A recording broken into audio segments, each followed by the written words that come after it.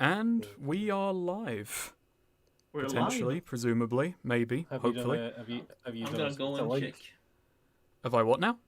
Have you done a Twitter link? No, I'd have to exit out to do that. No, that's okay. I'll just Yeah. go onto your YouTube page and then Yeah, I'll copy video URL, get Oh, people YouTube. in.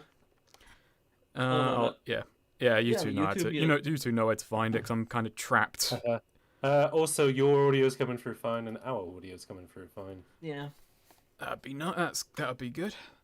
that URL works perfectly fine. Part 2. Picking up.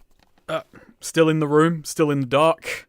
I'm not looking at my TV just yet. Actually, I have to grab my controllers.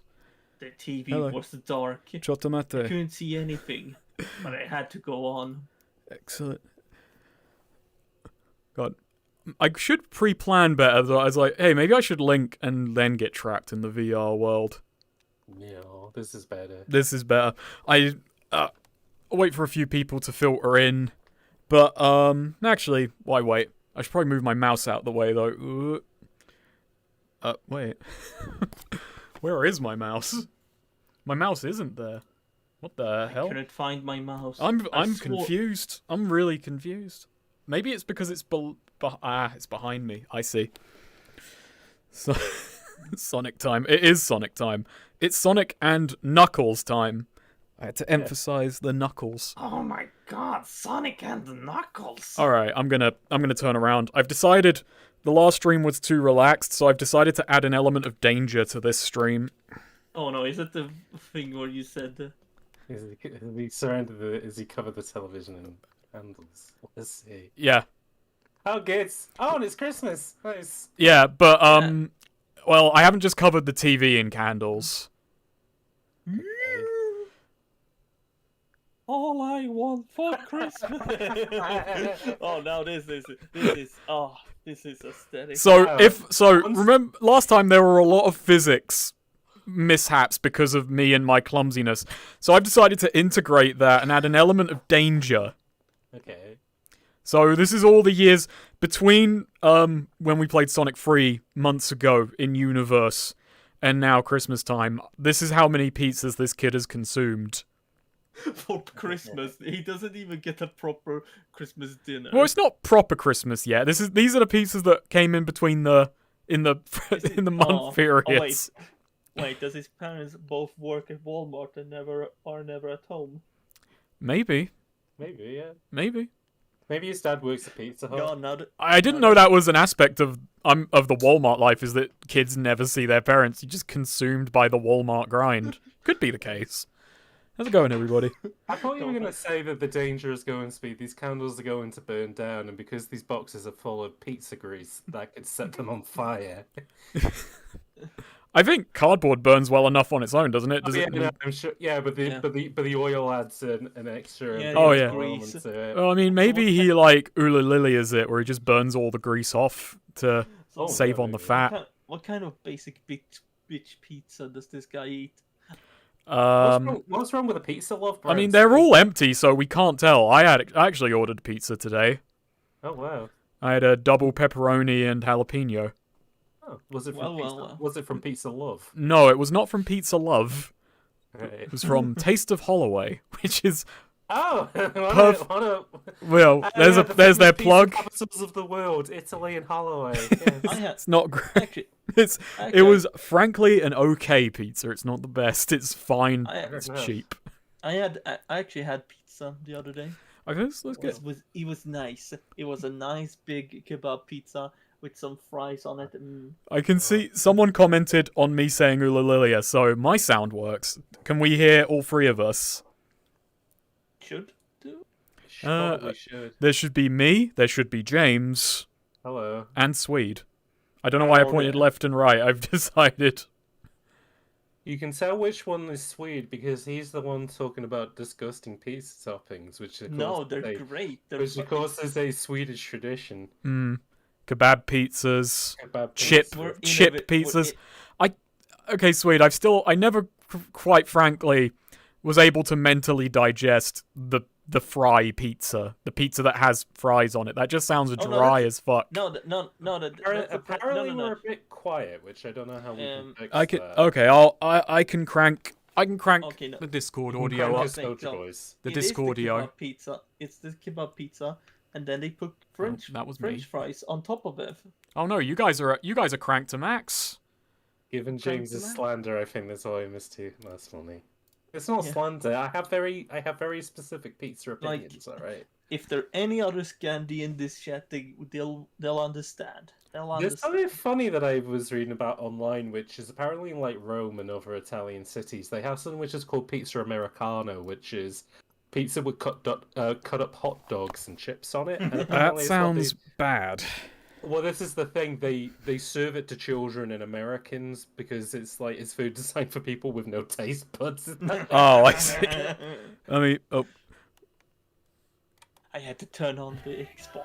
well, I was already on. I There just had to you go. reset. I was just checking. I was checking my Xbox controllers, which yeah, I'm playing this on Xbox control. Great retro gaming, fucking That's why Sonic is Control wiggling of his finger at you because you're playing it with an Hang Xbox controller. yeah.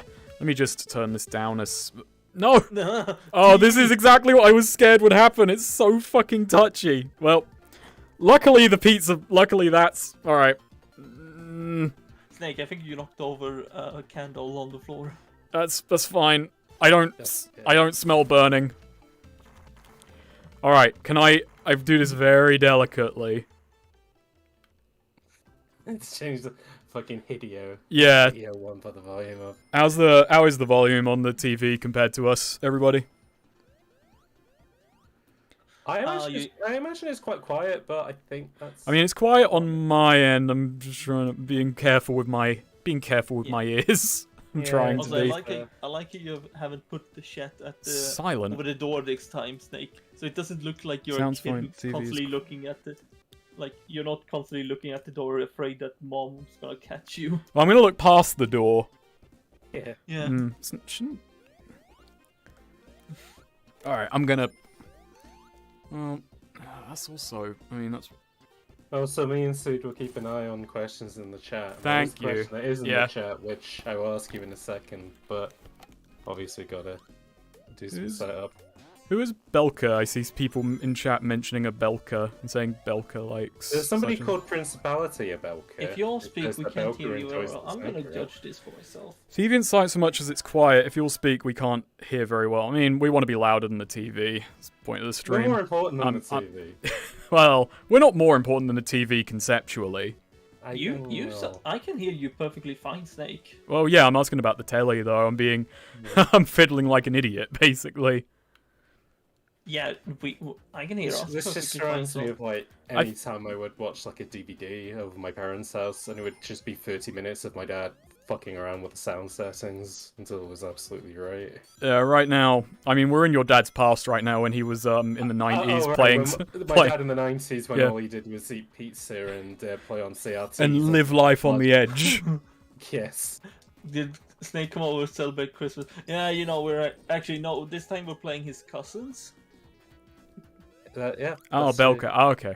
Oh, I see, yeah. I've not played the Oh, Ace actually- Combat series. I've been told to actually- do it a lot. Oh, there's that candle. Let's get to it. You know, get it's to it. Christmas. But yeah, Daisy, this is actually, you know, it's Christmas break, so we came over to Snake's to. Yeah, we can Wait, only what- play. We can only come over his house during. So we came last time we were there for Halloween Wait a for minute. October break, and now we're here for Yeah. Christmas break. Can Yeah. I put them hitting... Trying to place... Alright, they can go there and they shouldn't fall off the thing and we shouldn't have the guard barriers up, which would be good. I bring together the whole of the Ace Combat world. God. Animal Crossing 5 is the best. Well, okay, Noah. No, he's talking about Ace- Assassin's Creed 5. He's actually talking about Air Conditioner 5. Ah, yes, The classic. fifth iteration. The fifth air conditioning game. So one thing I don't know, because I'm not just saying this to get out of Stream Johns, because I have never... Every time I've played complete S3 and K, I always got the emeralds before getting here. Can I still get the rest of the emeralds? It makes sense, right? I mean, I don't know because I've never. I know there is a bit in this level where you get like shanghaied into going to the mega. Well, I think it's just on the left there. You can might be you go into his cave. Actually, no, it's not just there.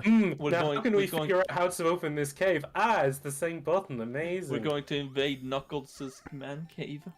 But we don't have all the. We do not have all the Chaos Emeralds. We only got 6. It's like Sonic 1 in here. That's true. Yeah. So I don't know. Maybe we can get the last emerald and then come back here. I don't know. It's fine. Nothing to worry about. There is a second. Yeah, there is a second set. There's the super emeralds, but I was wondering if I can get the final regular emerald because I fucked it. Now, of course, the way that we unlock the Master Emeralds is by doing blue spheres again. Yeah. The blue spheres guy, really happy. Christian Whitehead's the blue spheres guy, and he's a big fan. Well, there's got to be someone out there who is just working their way through the millions of configurations of blue sphere.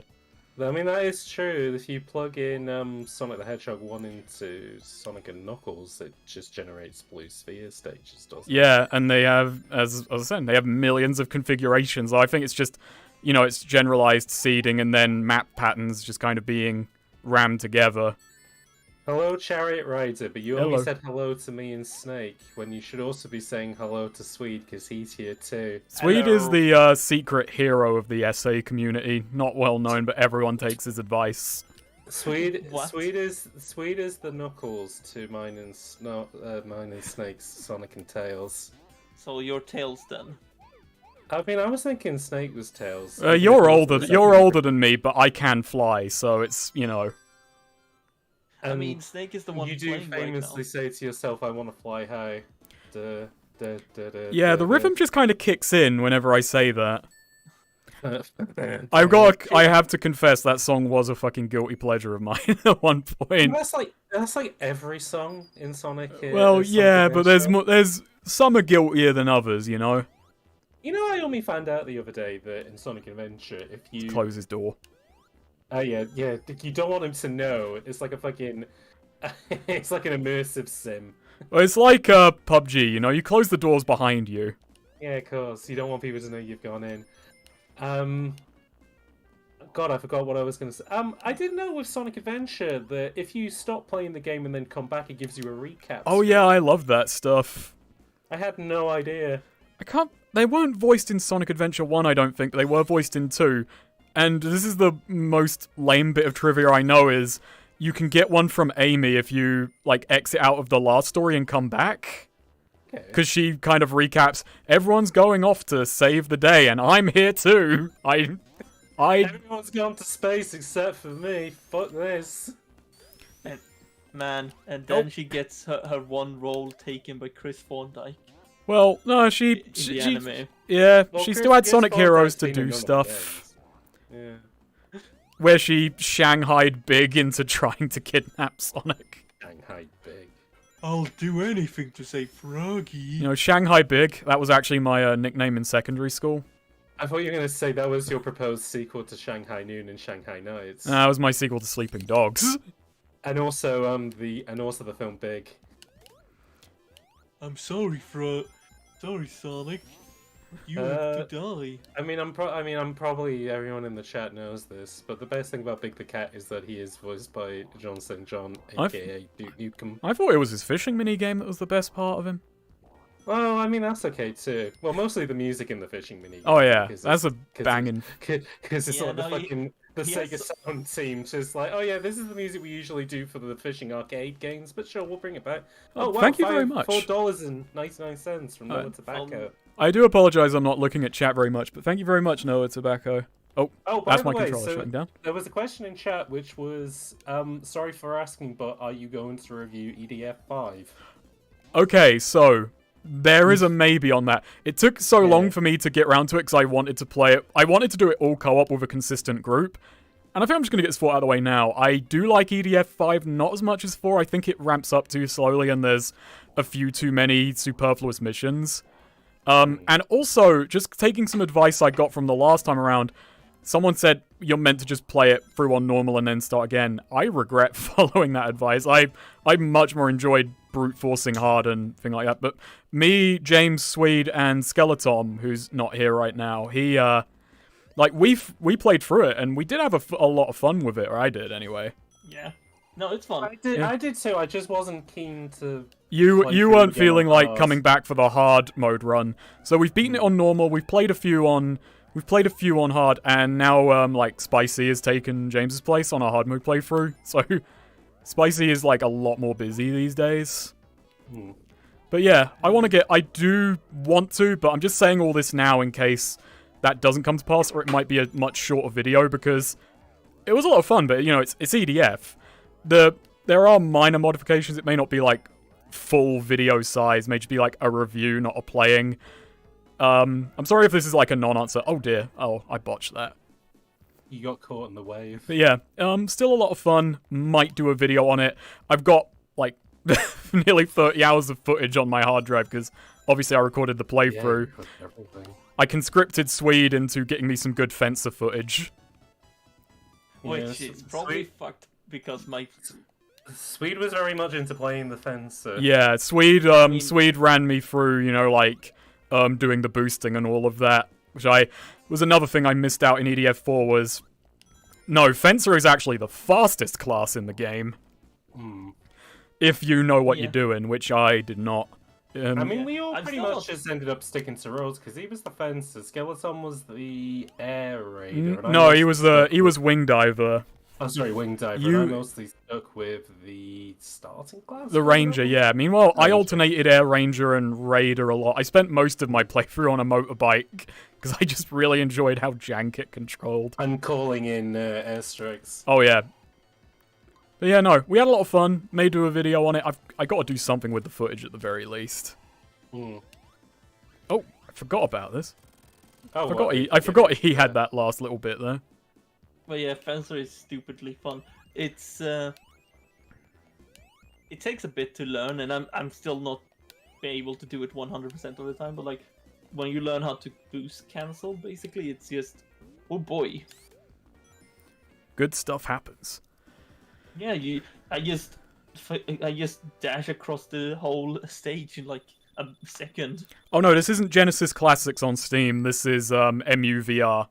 I was going to use that, but I couldn't get a controller and my index to work, even though it does technically have a VR mode. But MUVR is great, even though I couldn't get light gun games working over the last week. It just crashes, which is unfortunate. I got MAME kind of working. I can play like what's it called, Sunset Riders. Oh my god, it's the Nuxter. It's the Nuxter. And now you're in the autumn zone. Ah, we've already left this zone. We're in winter. You'll get to the winter. Is there a Christmas zone? Oh yeah. I think there is like a zone that's kind of wilting. I want to go up and backwards. I should probably take this a bit slower and explore for the big rings. Sonic the Hedgehog is famously known for being slow-paced and exploration-driven, so that is true. Well, this game has a decent amount of exploration. James, why is my you nose know? so damn itchy? God, I hate it. Don't you know, James? Like the best way to redesign Sonic is to give him a backpack. That video. Sweet. What does it say in the rules? No racism, no politics, no talking about other YouTubers. Wait, that doesn't. Is it? Yeah, those are the 3 golden rules, aren't they? Yeah, that's why I don't ever actually acknowledge the two of you, because you're other YouTubers. That's not true. I'm not Only even one a of us is- YouTuber. only You one are. of You us have a is another YouTube channel. YouTuber. I've seen it. The one I do have a YouTube channel, but like Oh. I don't yeah, do well, anything it has with it. just has SFM videos on it from like a decade ago. People who make SFM videos are YouTubers, though that's not where they're making the big bucks. No. If I really wanted to make money, I would just learn how to make porn with SFM. Sweet, have you ever made a porno SFM vid? Nah. Dang, you're missing out. That's for the big bucks. How do you think James funds his thumbnail empire? What, by making porny? Yeah, it's not even the thumbnails. The thumbnails aren't the big draw. That's just the cover up. That's the front. Oh, God, I wish. David. Oh yeah. David Cage got them before. What's David Cage done before? Oh, haven't you Oh, I seen could have it? got the repair. But Well, basically, was it not just the clip from the end of Fahrenheit where Let's it's get- them yeah, let's get dancing, outta here. but it's with David Cage? Let's get out no, of no, here. no. No, it's a completely different video game, so I'm gonna have to link to it. When years ago, when me and Noonum were bloody doing Heavy Rain, Swede was doing intro videos for us. He only bothered for the first 3, but they were like the best parts of the videos while he was still bothering. That's pretty funny. That was in the days when we were really. That was in the days when we really tried with Comcoms to do shit like. You were trying to be the next Super Best Friends. Well, no, I didn't even know about Best Friends at the time of that. I liked having Let's Play gimmicks, for I realized those take a lot of effort, which That's I say true. with the current videos I make. Oh, I think. No. There you go, James. I linked it for you. I like it already, just on the There it picture. is. It looks like, oh yeah, that is a little bit wilted, isn't it? Yeah. I said I got to take it slower and find a thing, but I've never memorized whatever secret rings are on secret rings, big rings. Right, and I'm You like, never figured out what Sonic and the Secret Rings are, is what you're saying. yeah, I have beaten Sonic and the secret rings. It's bad. Yeah, it's not a good game. It's got a good final boss track, but that's every Sonic game. So Well, yeah, like saying Sonic is a good music track is like saying the sky is blue, which is, I mean, that's still something, I guess, but... oh, don't face that way. Don't face that way. I Probably shouldn't. Yeah, every time I think I should look at chat, which I should, but I should probably pick my times better. Somebody's asked, is there ever going to be a new playthrough in Comcoms?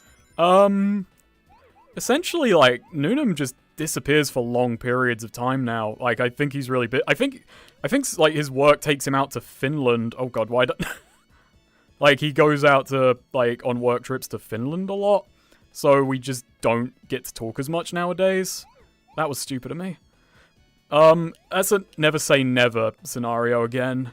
Because we talked about it. We've recorded a whole playthrough of the fucking Marvel Avengers game. Yeah. Which is, like, that's all recorded. It's just, it was in his, like, thing to edit it. And that hasn't happened yet. That was not wise. I mean, yeah, no, it's a case of, we're all pushing 30 now. Yeah, we're all old, and we all got work. Well, I'm the most available person because I do freelance and I work on YouTube. And even then, it will be like, you might contact me and it's like, oh, I want to get this done today, or I want to get that done. So it's not, it's my fault as well.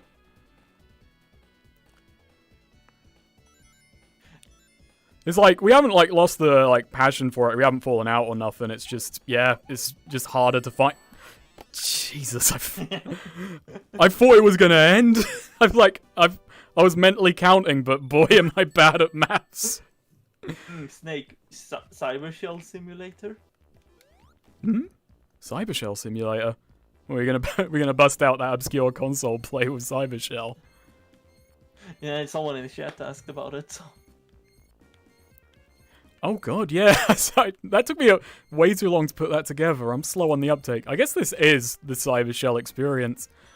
I remember, like, I've been watching him for years. Like, because I used to browse Something Awful LP, so it wasn't exactly when he was first uploading them, but I just remember his really old video of him beating all 3 games back to back, sat in front of the fattest fucking CRT. That video is chill. And then he did the LPs, and then disappeared for years.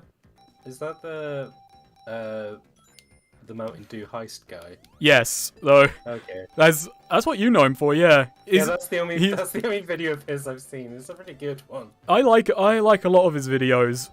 It is funny though that because a lot of people just know him from that and the Dick Tree video, which Right. he exists as both the fucking Sonic lore master and as the guy who has been involved with or knows about obscure internet happenings. Yeah, Chariot, I think you were the I think the reason I've seen that video is because you put it in a Discord at some point. Oh, I'm sure you've sent it as well, Snake. I've seen it from tons of people, but it's a good vid. Yeah. Check out if you enjoyed that one. Check out his like internet hero vid, which is way more petty, but just I really enjoyed it. JG93. There's a way more petty story. Here's the thing about the Avengers: is that during the course of the game, you do take over the different Avengers. You don't just play as one of them. Although you mostly play as Kamala Khan. No, well, I think it's a bit of an equal split because, alright, so here's something about that. I was roped into playing it. The last movie I watched in the MCU was the first Iron Man, yeah. So, I checked out early. Like, superhero films aren't really my thing. So, you know, there's not much intrigue. I like street-level superhero stuff, like Spider-Man and Daredevil is my stuff. I really love the Daredevil series. Yeah, I enjoyed I was those. gonna say, Snake, Yeah, wasn't that last... season 1 and 2 of that is very good. I like all three. Yeah, Snake, I was gonna say, wasn't that the last MCU thing you watched? But then I remember, no, they basically just said no. I mean, at some point, it was the last MCU thing I watched, but then it stopped being MCU, so it retracted it, I suppose. Oh yeah, I like this boss. They're just waiting so they can like get a Tom Holland lookalike to play the Daredevil. I remember this boss. So now it's an auto-scroller boss. This is where Sonic Advance. Oh damn it! This is where Sonic Advance 2 got started. Yeah. Wow, look at those 3D effects. Whoa, look at those blast processing graphics. Whoa, here's the thing about blast processing, sweet, is that... Don't ruin it, Illusion. Come on. Well, no, this isn't... blast processing had nothing to do with graphics. It was to do with... Clock speed. Yeah. Yeah, I ruined the Illusion in the end. I'm a big hypocrite. Do you think the kids of the 90s knew that? Well, no, of course they didn't. I mean, that was purely a selling point for getting Sonic Hedgehog. I've not... Remind me Sonic what... Hedgehog does look very good in demos. So. Yeah. Remind me what... Give me a thing of an Arcane game, because the name itself isn't ringing a bell. Who again? Someone in chat was asking if I'm familiar with the Arcane games. Arsene? Just give me an example. Like, give me an example, because I'm terrible with company names. Arcs? To answer Denizu, I've seen the Daredevil movie. Famously, I went to a shopping centre just out of where I live with my mother and sisters one day, and I was like, I genuinely hate shopping, so can I go and see a film? And they said, yeah, go ahead. So I went to go see Daredevil starring Ben Affleck, and I was the only person in the cinema. So... I had that film on VHS, and I watched it repeatedly as a kid. It's the coolest film. It's it introduced the world to Evanescence. Oh my god, was Evanescence in that? Yeah, Bring Me to Life was like the big song of the movie. Yeah, fucking when Jennifer Garner is turning into a lecturer and just fighting bags of sand and shit. Yeah, it's oh god, I do not remember that film was cool. It's got Michael Clarke Duncan as Kingpin. Which is a fucking good Kingpin. Yeah, it's a good I mean, I liked D'Onofrio in the series, but I mean, that's because he had like 9 or 10 hours to do Kingpin stuff, which, you know, he was banging at. But yeah, no, he's called Kingpin in there. I don't mind Affleck. I know people have, you know, think he's a bit of a whatever. I think he's alright, Ben Affleck. Give me that. Well. Yes. I'm just gonna go with this. Give me the B. AI War, A Valley Without Wind, and Last Federation. Okay, so, Valley Without Wind. I played that years ago and didn't get very far into it.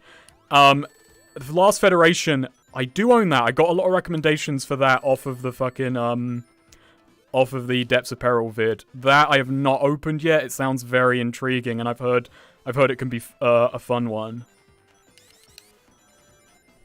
Yeah, that one came off of a recommendation. Valley Without Wind 2 exists. I remember remember when fucking Holy Swear Word was a thing years ago, because I got that game for free. I was like thinking we should do a Let's Play of this, a game I had like played for 5 minutes and seemed a bit janky. Oh god, that's a name I've not heard of in years. That's old, real old shit. I don't even know. I said that for me. I don't expect anyone in chat to know what the hell that is. That's purely my past. I don't really remember much. Like no, those are memories best left in the past. That was a weird and volatile group. Yeah, Not no, that I was that's what- helping, that- but you know. That's what I was gonna say. Like, I feel I can't really say anything about it that wouldn't just be me ragging on like people I knew when I was like 15. Yeah, God, that was fucking years ago. This game brings out the nostalgia in you. Nostalgia for 2011, 2012. That was definitely 10 years ago. Oh wait, does this flip you upside down? No, that's Mania. Yeah, I don't think it has the... It doesn't Yeah. have those properties in this game. That was a Mania original. Gambling time. So how many more levels are there left? We're halfway. We just started, so we're like halfway through the game. Not as of now, but in totality, like 6, 7 zones. Yeah, We're not gonna 6 get. zones It's gonna be a bit cool. shorter because I doubt I'm getting the best ending. I think that ship has sailed. I flubbed that one. I still wanna do like a something awful style LP of Alpha we Pro. mentioned it all the fucking time. Yeah, Alpha Protocol. I've suggested our gimmick for that was like we both do a playthrough and like we then do post commentary and see how we diverged. Oh yeah, we start with the same mission and see how Yeah. we handled it. Like, 'Cause I think that my idea was if I ever streamed it, that like rather than picking what choice I thought was best, I would just roll a dice and see like. That could be fun, yeah. Yeah. That feels like a game. Like it should have a Twitch add-on where Oh, the Twitch chat plays Alpha Yeah, no, Protocol. Could Yeah, be yeah, a like could you- be a good like charity stream fundraiser thing is like people Yeah. donating like £1 or something to vote on choices when they come up. That could be so slow actually though. You need a quick way to do it. I mean, I've already come up with the best stream idea, which I need a slightly bigger audience to pull off. But you know, the Warlock idea. But I can't say any more in case I do ever decide to do it. I can't.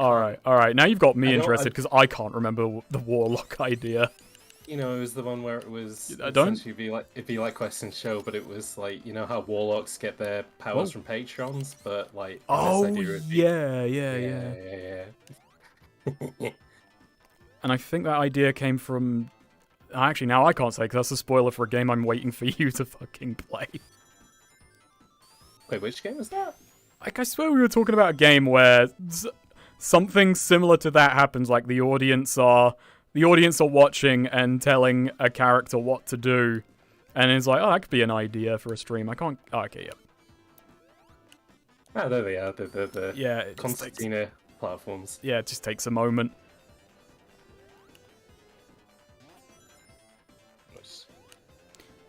Just let me go chat a second. Nah. A text-based LP is Yes. still a thing. Very Yeah. limited, but yeah, you can find them on there's LP Yeah, Zone. Archive. Yeah, there's LP Archive, there's LP Zone, and there is still the Something Awful Let's Play subforum. The guy who did the screenshot LP I referenced in the Yeek video, he went on to do Two Brothers. So I did see the rest of Two Brothers, and remember what I said about maybe it loses its luster as it goes on? It does. It gets worse. And it's Two Brothers very is the broken. other game the Yeet guy made, right? Because I always get confused Yeah. which is Brothers. Yeah, Two Brothers. Two Brothers, A Yeah. Tale of Two Sons. Yeah, Yeah, Brothers, that's Sons. what I. it was a very redundant title. Two Brothers, Two Sons. Two brothers. Two Brothers, Two Son. It's like Two Brothers, but it's in Arizona. Oh, Two that's fun. brothers have to do this. Oh boy. Didn't you like It's that game? It's like that I do picture like where that. it's, Yeah. I What did bro- like that. what I really Brothers, A did Tale like of Two that. Sons. Come on. That is a like- good game. I do, but yeah, I do like Brothers. Yeah. At least I do remember liking it. I do remember some people that saying I was being Oh. a basic bitch about it.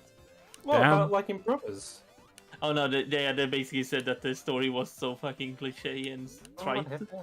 Yeah, I it's mean, fun. Swede, the reason Oh, that dear. you like it is because it was directed by the man who also directed Cops.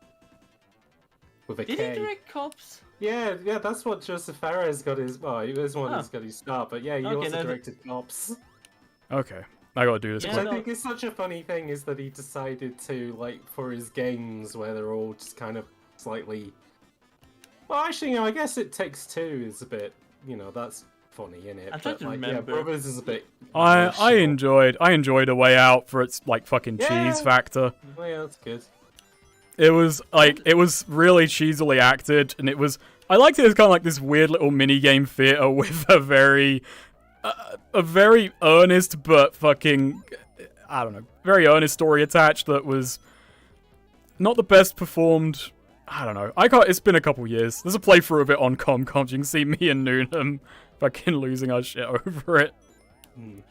I'm trying to. God, now you mentioned Cops, I'm trying to remember. That's a weird movie because even though I saw it a lot as a kid, I genuinely don't remember much from it. I mean, Right. Well, I do remember that they end up faking a kidnapping and get basically Swedish equivalent of the SWAT after them. They have to fake a shootout. The only thing I remember from well, I think that is the plot of the film in it, is that they start committing crimes to basically justify there being a police force. But I think the thing that I remember, and it's like the thing that everyone remembers from that film, is that there's like a dream sequence in it. Oh yeah, it's the dream sequence. Yeah. I'm just wondering what Principality of Belka is screaming at us to stop about. Yeah. Uh-oh. Please stop. Maybe it was because I was doing that jumping bit real bad. Maybe they just want us to stop saying the word brothers. I don't. The only game involving brothers that's worth a damn is the Hulkamania games. I mean, how many Hulkamania? I mean, do all WWF games that have the Hulkster in it count as Hulkamania games? Yes, I would say so. But not WWC, because Hulkamania wasn't really a thing during WCW. Well, that was because that was the end of Hulkamania, because that was his dark. Well, that was NWA. Well, yeah, that was the New World Order, where people were like, "Oh, Hulkster, help us!" and he took his shirt off and said New World Order on it, and it was like, "Oh shit, he's gone bad." You know, brother, it's time for me to go heal. I have a heel turn, brother. But then he had a face turn, and then he had a heel turn. Oh yeah, no. And that's all I'll say about that. That just sounds very indecisive. And then he... I mean, that's kind of the thing. And then he body slammed. Oh, this is a great boss. I think I'm remembering more. I think I remember more of the second half than I do. I love this guy. I like how he punches on edge. That's the thing with wrestling like that. Like, especially like in the 90s, there were like everyone kept face and heel turning all the goddamn time. Oh yeah. It was an era when no one knew what they were doing. My favorite. I mean, it's an era. It's an era where you had the fucking. Oh. Where you had I forget his name. Sonic is caged. But you had it's an era where you had a fucking wrestler go to like where they hold funerals, and he had fake sex with a corpse. The Attitude Era is fucking wild. The Attitude Era is the best era of wrestling. And I'm not saying that because it's the one that I'm most used to. It just is. I mean, that was the era where The Rock sweated and stuff. You don't do that anymore. I mean, what happened to his... Why did he stop sweating? Oh, swearing. Oh. Sweating is like, damn, what happened to him? No, it's like he stopped sweating because he was in the Falklands War. Oh, yeah, of course. I think it was... And then they got asked, why were you found with that underage prostitute? It's like, it wasn't me. Yeah, you remember when The Rock said, I was actually at Pizza Express at the time? Oh, now I remember another thing. Like, honestly, if you just look down to the wildest shit WWE has done over years, it's like, this shit is way wilder than an anime. I mean, my favourite thing that WWE did was when they killed off Vince McMahon in a fucking limo explosion, and then the next day they had to drop it because of what happened with Benoit. Yeah, Benoit. Yeah, no, like, there's kind the soul of Benoit revived. I know we shouldn't laugh about Chris Benoit, but like the fucking super best friend thing of bring back Benoit. The March of the Benoits. March of the Benoits. Yeah. For those who doesn't know, Vince basically had an angle where he didn't want to be on TV anymore. But then one of his wrestlers, Benoit, murdered his family, and he had to break character. Oh, yes. But wasn't that also the end of the storyline with, what's his face? James, were you also resisting making a joke to end that sentence? So in what sense? When Swede said that, don't worry. I was hoping he wasn't going to mention the Benoit thing. Like, people could have looked that up themselves, but... wasn't that not the end of the... Oh God, what's the end of the Benoits? No, the guy whose catchphrase is what? Stone Cold Steve Austin. Stone Cold Steve Austin? Yeah, no. So wasn't there a storyline with Austin where there was a guy who was called, like, the secret leader, and it turned out that it was actually... I don't know if that. I think that was the thing. It turned out to be McMahon, because then that was the whole thing Yeah. where it was me, Austin. Yes, Getting thrown. I think that's the thing they were related those. To be No, upfront I with think the that- no, audience, I know nothing about wrestling. Actually, no, I think that was a All different comes from other storyline people. games. So, And the whole Snake, do you story- know? This is how I feel when people talked about anime. Is like But that's what wrestling is. I don't know. But no, How do you feel when I talk to you about comic book stuff? Yeah, fair point. Yeah. but no, games. I think that was a completely different storyline. That just Okay, alright, that and- wasn't and it real- only that happened wasn't because- related to the limo being blown up and then Yeah, having no. to drop kayfabe I because think- of what happened with I think- Benoit.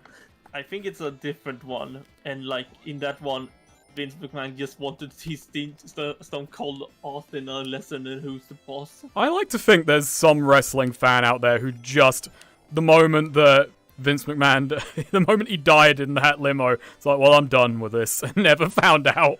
Oh, yeah, that would be good. Yeah. And then they see him like endorsing Trump in 2016, and they're like, "What? I thought he was dead. Holy shit. I saw his limo explode on television." I can't believe it. After a hard cut. It's real to me, damn it. Oh, come on. Ah, damn you. He got fucked. I'm trying to think of other wild shit in WWE. I think I probably mentioned it, but like there was also the time where, oh no, now you remember. Yeah, the 90s was a bad era because you had a thing where the Vince McMahon threatened to he wanted to see the Undertaker's wife's raped. What? Oh, Yeah. there you go. That's an angle. Yeah, that's Yeah. That's an angle. Yeah, no, That's no. that's a shoot. That's not a shoot, but that's. but the hilarious thing. I know what a shoot is. Shoots when they do it for real. Kayfabe is when it's part of the act. Oh yeah, so Yeah, it's yeah, acted. okay, so good thing it wasn't a shoot. Yeah, no. The actual funny thing is, the Undertaker is like super loyal to Vince. Like they have wrestlers have a thing where you have like loyalty and like respect is something that really matters. Right. It's like the mafia. It's all about respect. Yeah, Yeah, because you know it has its roots in old carnival stuff. that's why they all call him Don. Yeah. And I'm trying to think of an actual Have a moment, please. funny, stupid storyline. No, it's I feel bad for Nikita right now. Oh, now this decision heads into a familiar direction for these streams. I don't think wrestling has ever come up on one of your streams. No, probably not. Eye licking as Yeah. a fetish has, wrestling no. What? Don't. The best WWE wrestler was, of course, Bonesaw. He wasn't in the WWE, but he is a great. I just looked at Chaz or Nikita saying, I don't know anything about Yeah. anime or wrestling. It's like, oh, I'm sorry. it's all gibberish. I mean, it's the food pyramid, isn't it? It's either wrestling, anime, or comic books. You have to pick one, maybe two, but you can't have all three. It's fast, cheap, and good, isn't it? You know, you can have it fast and cheap, but it won't be good. Or you can have them fast and good, but it won't be cheap. Or you could have anime. Or you can have anime. That's very true. I feel anime is like the more cheap. Oh yeah. Cheap food. I didn't think that joke through, so I just left it to interpretation what I mean, that in meant. fairness, you're trying to deal with a big beam. No, this is a very easy boss. I have no excuse. I was at full mental faculties for that joke, and it was still a flub. Sometimes it's just Sorry. like that. Sometimes you Right, just gotta eye let licking your... is a fetish. Yes. Sometimes you just No. gotta let your mouth do the talking, you know? I mean, that's what they're there for. Yeah. You got fucked. I'm going... Yeah. I think that's Eggman didn't appreciate the gag either. Didn't understand it.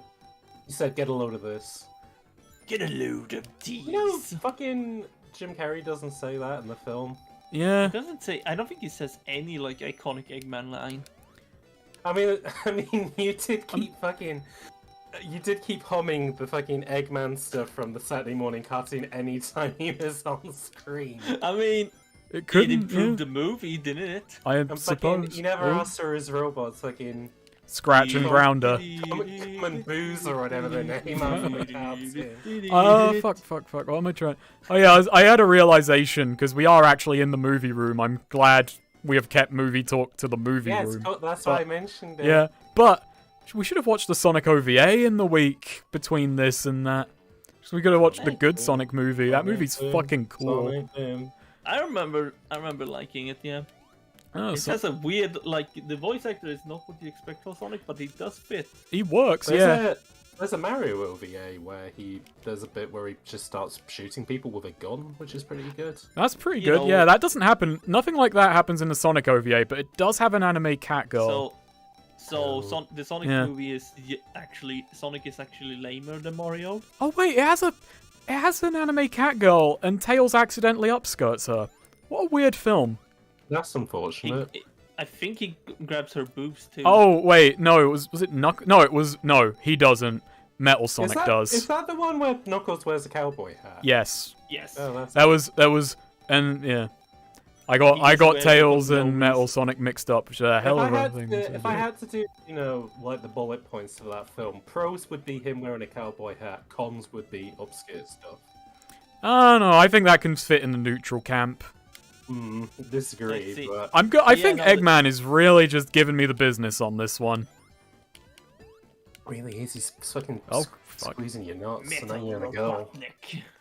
Get a load of this. Fucking Eggman's cracking my eggs here. Oh yeah. I can't oh believe yeah. this. Oh yeah. No, the whole movie was basically he was just fucking with Sonic, hoping to kill him so he could marry the cat girl. Oh yeah. Why are they always gotta add these Mary Sues to OVAs? I wouldn't call her a Mary Sue. She doesn't do much. Which it's a bit weird that then again they probably didn't want Eggman to go after Amy, I guess. Well, I think Amy exists at that point. I don't know. Funnily enough, Sentinel of the Old War. We were Yes, talking it about mu- TV she tropes must have- earlier. No, she must have because it's We were talking about They that. removed their fetish fuel page. Oh yeah, I remember. Like there used to be like specific fucking pages for franchises. Like there used to be like separate. Oh god. Oh Jesus Christ. There was definitely a fucking page for Sonic. There's like no way there wasn't. That's got to be archived somewhere. Got to find out what people said. No, everyone gets their rocks off to this, and you go, but Tails is 8, you fucking freak. You fucking it's like Pokemon fans, which child is more attractive? Right, couldn't Robotnik make his own robotic cat girls? That is absolutely right. He is his own Geppetto. Why not just make his own friends? Maybe he wants real women, okay? Maybe he's I'm- like He wants real women. I'm just gonna say it's about, he's an evil genius. It's like that's just easy. There's no satisfaction in that. I'm just saying, it's like people who can draw their own porn. They're self-sufficient. I think he could do the same. And also, like, look at this thing. This thing has testicles. Maybe that's why we're talking about this. This thing is all testicles. Now it's gone. James, do you have 3 testicles?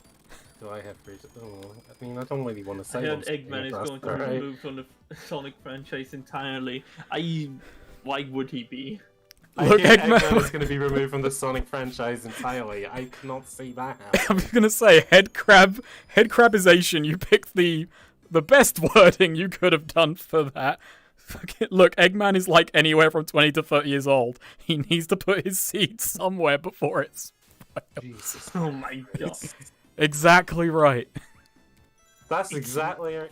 I used to get fucking people used to rip the piss out of me at my old job because I used to say that's exactly right rather than just saying that's right. Well, it's because It's- you should have been just saying you're goddamn right. You goddamn right. You goddamn right. You're goddamn right. Yeah, I should have been saying it in Duke Nukem's voice as well, even though they wouldn't know who he is. Yeah. Everyone's going, are you making a Breaking Bad reference? Oh, this No? fucking Oh yeah, wow. that's that. Yeah. What There are people who Weisenheimer don't know says who- very true. Yeah. There are people who don't know who the Duke is. Always bet on Duke. Always bet on Duke. Always bet on being forgotten. Damn. There's a lot of words. I'm a relic of the Shame I ain't 90s. gonna read them. Oh shit. I think if anything I've realized streaming this game is that I am massively impatient. I do not stop to think. I just go. Much like Sonic the Hedgehog, he's always moving. Yeah. I don't think No, about what's you know, ahead. it's like I'll the meet other it when I thing get we there. said in the campaign, people who are, are they running away from something? Are they running to something? And that's what we got to ask about Sonic the Hedgehog. And some people, some motherfuckers trying to ice skate uphill. Hill. James, I'm pretty sure Robot Chicken actually did a sketch out of that. Did they? I can't believe they've written. Oh, I'm not going to jump up that. Yeah, no, I think the joke was he was running away from depression. Oh, that's funny. Oh, shit. Well, Well, you this is see going to waste Robot my Chicken- time. I mean, I know there's the Family Guy joke of Tom Cruise is always running away in films because he's running away from his gay thoughts, but... Okay, I got a laugh You know out of me. what? People say the Family Guy isn't funny, but sometimes... You know what? It's law of averages. You write enough comedy, I'm doing finger quotes, eventually you're going to make a joke. It's the same joke that they make about, what's it called? Fucking Monty Python, where it is to base... Oh, I can't even remember what it was, but basically as punishment for Meg, she had to watch the thousands of hours of all the unmemorable and unfunny Monty Python stuff. Oh god, yeah. I'm not big on Monty Python much. Like, No, I like neither am I. I like Life of Brian, but most of the skits are just fucking toss. There. Yeah. I think it's. Yeah, no, it's also a case of. It's of its time. It's of its time, yeah. This was the 60s, 70s. You got to they invented being weird on TV. Exactly. They didn't have humor. They went to Oxford to Yeah. study how to be funny. They were footlights. I think they were Me- footlights. Must Yeah, have I think been. they were in the. Yeah, I know Rowan Atkinson was in the Footlights. Well, so was Stephen Fry. And probably Hugh Laurie as well, I imagine. Unless did he go to another university?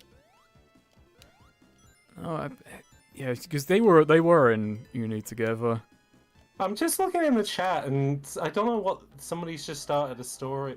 My boss told me an absolutely hysterical story the other day where he and all his friends got ridiculously stoned before going to a theme park. One of them had to eat a load of weed before the guards searched them, and someone had hidden a joint in my boss's bag inside a Sega Mega Drive case. Sweet. That's a funny story. Someone was talking about the dartboard shotgun analogy from what video was that? Is that Yeek? I can't remember my own jokes. I used to be able to memorize all my jokes, but now I've made too goddamn many. What's the dartboard? I think it was probably with Yeek, and it was just trying to hit on metaphors and symbolism by way of just a shotgun approach, That's playing funny. playing darts with a shotgun. It's not as impressive when you hit the bullseye. Yeah. Just to say, if you throw too much shit at the wall when you occasionally get something... Yeah, okay, that's it, yeah. That's the Family Guy analogy. Well, when you throw too much shit in Yeah, the wall. no. Yeah, That's a lot of there's so many shit. seasons of Family Guy. I'm sorry for explaining. I'm sorry for over-explaining, because I'm fucking stupid. Well, it's what they say. Dissecting the jokes like dissecting a frog. You don't learn anything. You just have a bunch of frog guts everywhere. Yeah. Honestly, that's not too different to how most comedy, especially sketch shows, do it. Like they just throw shit at I the don't wall. know. I found a bit of Fry and Laurie consistently funny. Yeah. Mitchell and Yeah, Webb is a bit hit and miss. Yeah. Yeah. Mitchell and Webb is funny because a lot of those jokes have just kind of lived on as memes, which I never would have thought would happen. Like actually, I watched Police. No, wait. Police Squad? What else? Yeah. Are you Wait, talking what about is the that Naked show Gun TV series? Oh, Naked Gun. No, I rewatched Naked Gun movie. Okay. Like, a lot of it is still funny, but it really is just they threw shit at the wall. Oh yeah, no, there's a joke every 5 seconds. It's like Airplane. That's every Zucker I gotta be Brothers comedy is that they had to have something Yeah, happening no, that every reminds me second. of the. That said, Oh no. I was amazed how much I found the subtle background gags much funnier. Oh yeah, no. Yeah. Well, that was the thing, was that they had a rule with you can't have two jokes going on at the same time. Oh. So if you have somebody in the foreground giving exposition, you have a joke in the background, which is how they did their spy film, which is called Top Secret and has Val Kilmer in it. That's what most of the jokes are like in that film. You wanna know what's fucking surreal? I remember that rule of comedy, but I learned it from a fucking commentary on Scary Movie 3. Oh my god. Because I know mean, the isn't that- Zuckers got involved with that series at like 3, I believe. Because the first one was the Wayans brothers. I forget. Oh, Who this did boss. Who did the disaster movie? Like the movies? Oh, Like, they were just like a bunch Was that of... Friedberg and Seltz? Yeah, The Friedberg and Seltzer. okay, so I'm just trying to, because I think there was Oh, like yeah, you don't could hit- trace you don't a hit this guy. lineage from you could trace a lineage from the From airplane the naked Zuckers gun. to those guys. Yeah, I mean, But, like, technically, you I can... can't remember like, if- most commie lineage stuff you can pretty much take from Kentucky Fried Movie, because that was where John Landis got his start as well. Oh yeah, there's no point in me. Yeah, there's no point in me hitting him. I remember this boss. Yeah. Come on. Oh yeah, you I just... thought I had to. jump Yeah, inside I thought I had to them. proc him. All right, come on. Yeah, though it's probably faster if I just get him to jump. Come on, Yeah. come on, big guy. but yeah, no, I rewatched Naked Gun and like So there's a I'm lot looking of at a jokes story there. that Jared said in the chat, which that reminds me of something shit that kids used to do in my school as well. I've never done weed, but I know people that would crush Smarties and snort them, and it got popular in school that the school banned us from eating Smarties. Snake, did they ever do the knockout game in your secondary school? What is the knockout game? The knockout game is where you like try and get all the air out of your lungs, and then you get up really quickly, so you get a head high. No, no one. No, that's Okay, How okay, fresh that to was me. that was a South Wales thing. Okay, well, yeah, that got they banned that in our school because people were doing the knockout game and filming themselves on their phones and putting videos up on MySpace. I do think I told this story before, but the playground game I remember, not from primary school, but from secondary school. I don't know if there was a name for it. I'll just call it the bottle game, because what the bottle game was, if you had an empty bottle of pop or fucking drink or whatever, yeah, and basically you put it on the floor and you dribble it around, and the goal is you have to kick it through someone's legs. When it's kicked through their legs, everyone beats the shit out of them. That was the game at Highbury Grove, baby. I remember because we had what's it called? Not promenade. What are those? A gazebo. We had like one. a quad or something. We had a quad. We had a gazebo, and I remember once there was a game with like fucking 40 kids crammed in there with the bottle. I did not have the guts to get involved in that. I mean, there was also the fingers as well, which is if you get people to look at you doing the OK sign by your leg, you could knock shit out of them. Oh yeah, isn't that like not red buggy, yellow buggy? It's something. Oh yeah, no, I can't red remember how buggy, to yellow escape buggies. this. I mean, that's just if you see a red car or a yellow car, you can punch somebody in the arm. I think just go down. I'm a fucking moron when it comes to these things. So just... Oh, I got a rhythm. Add a rhythm.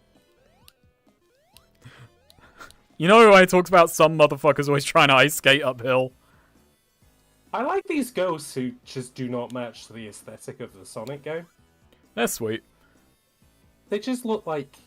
They look like they're from a Donkey Kong game. Alright, I'm gonna be here for 5 minutes while I'm an absolute moron, so... While these ghosts haunt you.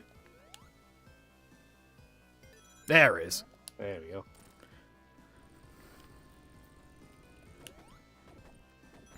We had tennis. The two players held their hands like they are shaking hands and then take turns slapping each other's... Oh yeah, that wasn't happy. Slapsies. That was That- what we yeah. called it. Yeah, we had that game.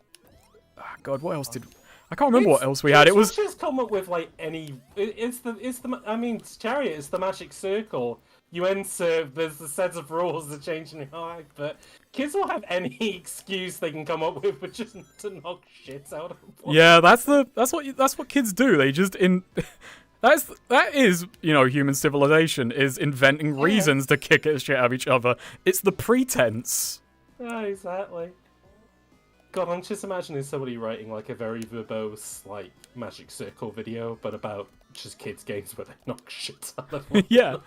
It's not really a game, but did you ever have this one, James, where it's like at school and, you know, someone just goes, hey, you dropped your gay card. And then if you look... Yeah, we had gay cards. Yeah. That was pretty good. And then we look, go, you're gay. Man, 12-year-olds are fun. If, you know, They got their own form of I mean, genius. I already told you that when I was 15, that like the funniest thing in like to all my friends was that website 26B or whatever. Oh yeah, and I read that and it unlocked memories, and I do remember finding it funny when I first read it, and I read it again and thought, this guy's a fucking Redditor through and through. This guy is just like an intellectual asshole. I mean, it's all faked, luckily, but it's like, God, this is fucking Reddit humor. This is just a smarmy prick just getting it over on an idiot, and the idiot is just a normal person. Yeah, somebody who just is completely unconfrontational. I mean, it's the picture from The Simpsons in it where Bart's about to hit Homer with a chair, but it's just people who have built their entire internet personality around being like unnecessarily aggressive. Yeah. It's like, this person engaged with me. It's time to win points. It's time to destroy them. Oh, there we go. Chariot's come up with the idea, which is Ardnot Gamer's take on the Magic Circle. Oh God, I've not. Every time Ardnot Gamer comes up, I feel a pang of guilt. Because I can't. Like, me and James co-wrote that shit, and I'm really proud of it, but it's like fucking finding a topic. I mean, co-wrote's a bit of a stretch, because you had done that audio for, like, something else, and then I just took it and cut that fucking intro out of Adobe stock footage. Well, yeah, but no, Ardnot had a channel, remember? It had like 5 videos, and like, you and me both went over those and like, fucking put jokes in those scripts. Yeah, and like one of the videos I made, which was the one which was just like, Ardnot Gamer just having like a mental breakdown talking about fucking, Ratchet and Clank. One thing that I'm gonna exit, not gonna push my luck. I've learned to stop gambling. Now it won't let me. Your lesson with gambling. What was I gonna say? I've totally... One stupid rule I tried to follow with Ardnot, which made editing so much harder, was I tried to only ever use, like, a source of video once ever. Just so it would be a constant stream of, like, new stuff. And the problem is I don't know many obscure British TV shows, and I was scraping the barrel so hard after 5 videos. I was like, I should have just given up that rule. I don't think anyone would have cared about me repeating clips. The joke would have been if I had done it was that he just keeps reusing the same clips again. Yeah. Whereas I have this weird thing where I try and repeat footage as little as possible. Oh no. Okay. That's terrifying. I don't know what it is. It just makes things harder. But with Ardnot, I think Ardnot was, like, a lot of that was me trying to...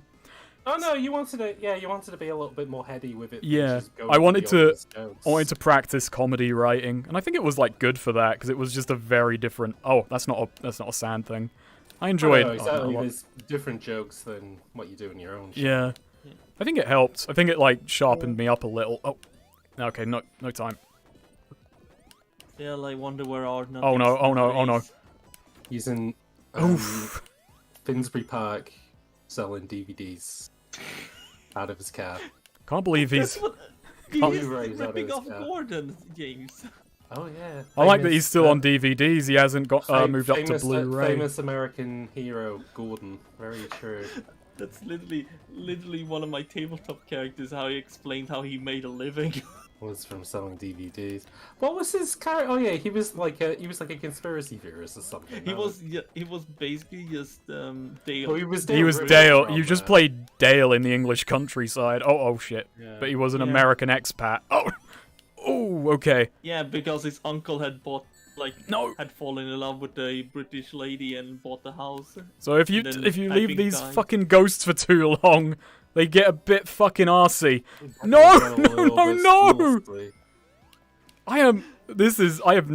I'm the first person in the world to have this much fucking trouble with this. Alright. Somebody mentioned our university had a tradition barely 10 years old at the moment, which had graduates dragging around student apartments in different tubs, or large bowls tied to relatively fast cars. It's like, have you ever talked to anybody who was like in university rugby teams and stuff? No, when I was at university, I was very disconnected from like the university club scenes. I think I did like go to one thing when someone was trying to set up a tabletop group, and I was like, yeah, this would be interesting, and like it was just me and one other person at the registration, and I wasn't the one like registering it, and then no one fucking turned up again. Like, it was a bit of a shame. I was like, I wanted to do some face-to-face tabletop stuff during university. That would have been fun, but nothing came of it. It was I don't unfortunate. think we ever did it at ours. But yeah, no, I'm gonna for die. some reason, just Yep. university clubs are like... Because the classes that I were all fine, but we were all adults, but like... There was a guy that I used to go see films with in MK who was like on the like university rugby team, and I knew most of these stories from the rugby clubs like in my uni. They did a lot of weird shit, like just bottle shit where it shouldn't be and like stuff like that. And when I asked him about this, and I was like, "Don't you think that's a bit weird?" And he was like, "Oh no, it's just bonding though, isn't it?" And it's like, It's just banter, mate. it's just banter, innit? It's just banter. And it's like, I don't know if that's what I don't think that's my idea of banter. Well, you know, when you're at university, that's the time of your life where you're figuring yourself out and what stupid gags will fly. No, exactly. Wouldn't it be funny if we did this? It would be jokes, wouldn't it? Purely for comedy purposes. I think you're being a bit cynical about it. Maybe. D&D stands for Dungeons and Dragons, Belka. Yeah, Yeah. Premier. tabletop stuff. But yeah, James, you're being a bit of a cynical Brit. I really am being the cynical Brit. That is very true. That is my brand, top to bottom. Yes, nobody on YouTube, on the internet has ever Well, I had mean, that it's, branding. you know, it's open I'm not, nah. I thought you were going to say it's No, open no, no. season, which Oh, yeah, would be I how was I just- describe that. I was just being really vague, but then I realized, yeah, no. I realize, you know what, that, we can joke about Benoit all we want, that's fine. Yeah, but it's in bad taste to joke about this. Yeah. Yeah. Somebody did ask, what's the best way to practice writing and get the most reward with the least time investment? My job is non-creative writing and entry level and suck at it. I mean, my advice is just keep writing. Yeah, no, Just that write is fucking small the every day. that is the most generic but applicable advice. You want to get better at writing, you write a lot and you read a lot. And I'm not a great writer, so I'm not the person you should be asking, but it's basically the best way to get better at any skill is to just set aside time and do it. If I were to give you writing advice, like art advice, I would say find a writer that you particularly like and just try and backwards engineer how they do it. And then find your own style along the way. Yeah, and then just kind of work out your own style from doing that. Yeah. Like, take elements that you like from different writers and see if you can mash them together. Like one thing I think I may have said it on another stream, but one thing I do when I am stuck working on a video is I will imagine the problem I'm trying to tackle from the voice of another video maker who I like. See how they would word it and then just kind of reverse that back to myself, if that makes sense. Now, the real question is, Snake, is that whenever you've written a video, have you ever read it back to yourself but in the style of another YouTuber? No, yeah, that's what I'm talking about. Like, Okay. yeah. Like Matthew Matosis and stuff like that. I kind of But the question would be, but do you do the Matthew Matosis impression while you're reading it? That's the most important part. I do not. I don't. Maybe that's why I never get it all the way.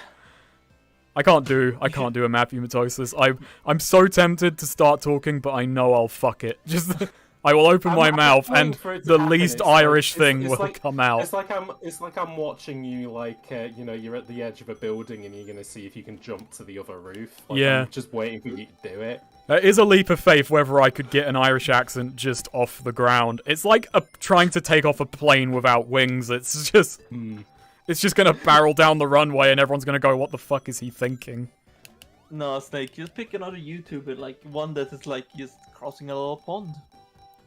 Pick a YouTuber who's like maybe nearer to you, which would be easy to do the voice. Maybe somebody who has a distinct voice as well, like I don't know, like somebody who covers Spectrum and Amiga games. Hello, you. I see Yeah, me and James that was Worldix. That was it. That I didn't need to You say. know, So you'd already got. I'm really glad because I was thinking, think of a YouTuber close to you, and the only other North London YouTuber I could think of was Digi Valentine's. Like, I can't sound like him. Fair enough. Also, I don't think. Like, Yes. I'm pretty sure he's a Londoner, but I don't know if he's North London, Guru Larry. I mean, he's probably in like one of the suburbs or like outside of London. I don't know. And Guru Guru Larry subbed to you, and the only interaction I've had with him was him posting on my win-back video saying, actually, this would probably be the first use of cover, and it's like, thanks, Larry. Fairness, I haven't checked if he is still subs to me considering AMR, but I should double check. Yeah. I mean, he was in AMR. I like the fact you maybe Yes, had he you was maybe in had it, the but that's in very to actually ask him, hey, do you want to be in this? And instead you just AI deepfaked him as a And fucking the funniest thing with sprinkler. that was the fact I won't say which YouTuber it was, but somebody did send to me, "Oh, amazing that you managed to get Guri Larry in this," and I was like, "Yep, I sure did." Please look forward to that. James, if you want, link AMR in the chat. Just it's a really good vid, and I'm in it. Okay.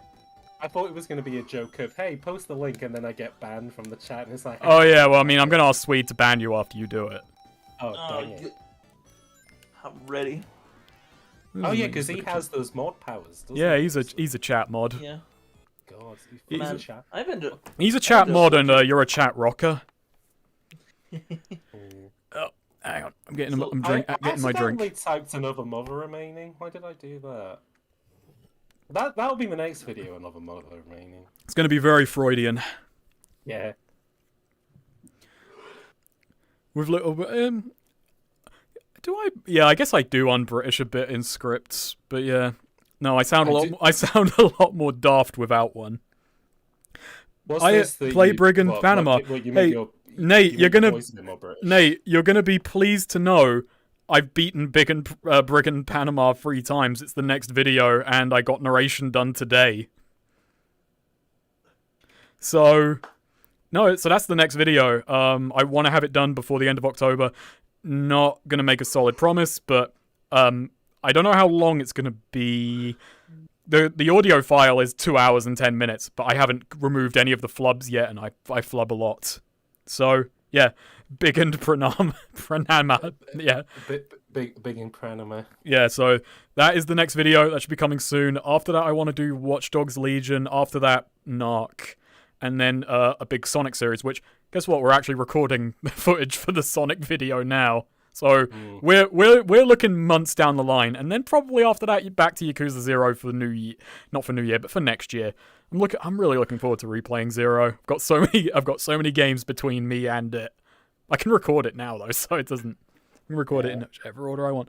Narc, the 2005 PS2 Xbox, not GameCube remake, which that's gonna Reimagining of the reimagining. Well, it's the same publisher as Midway, different devs though. But Yeah. yes.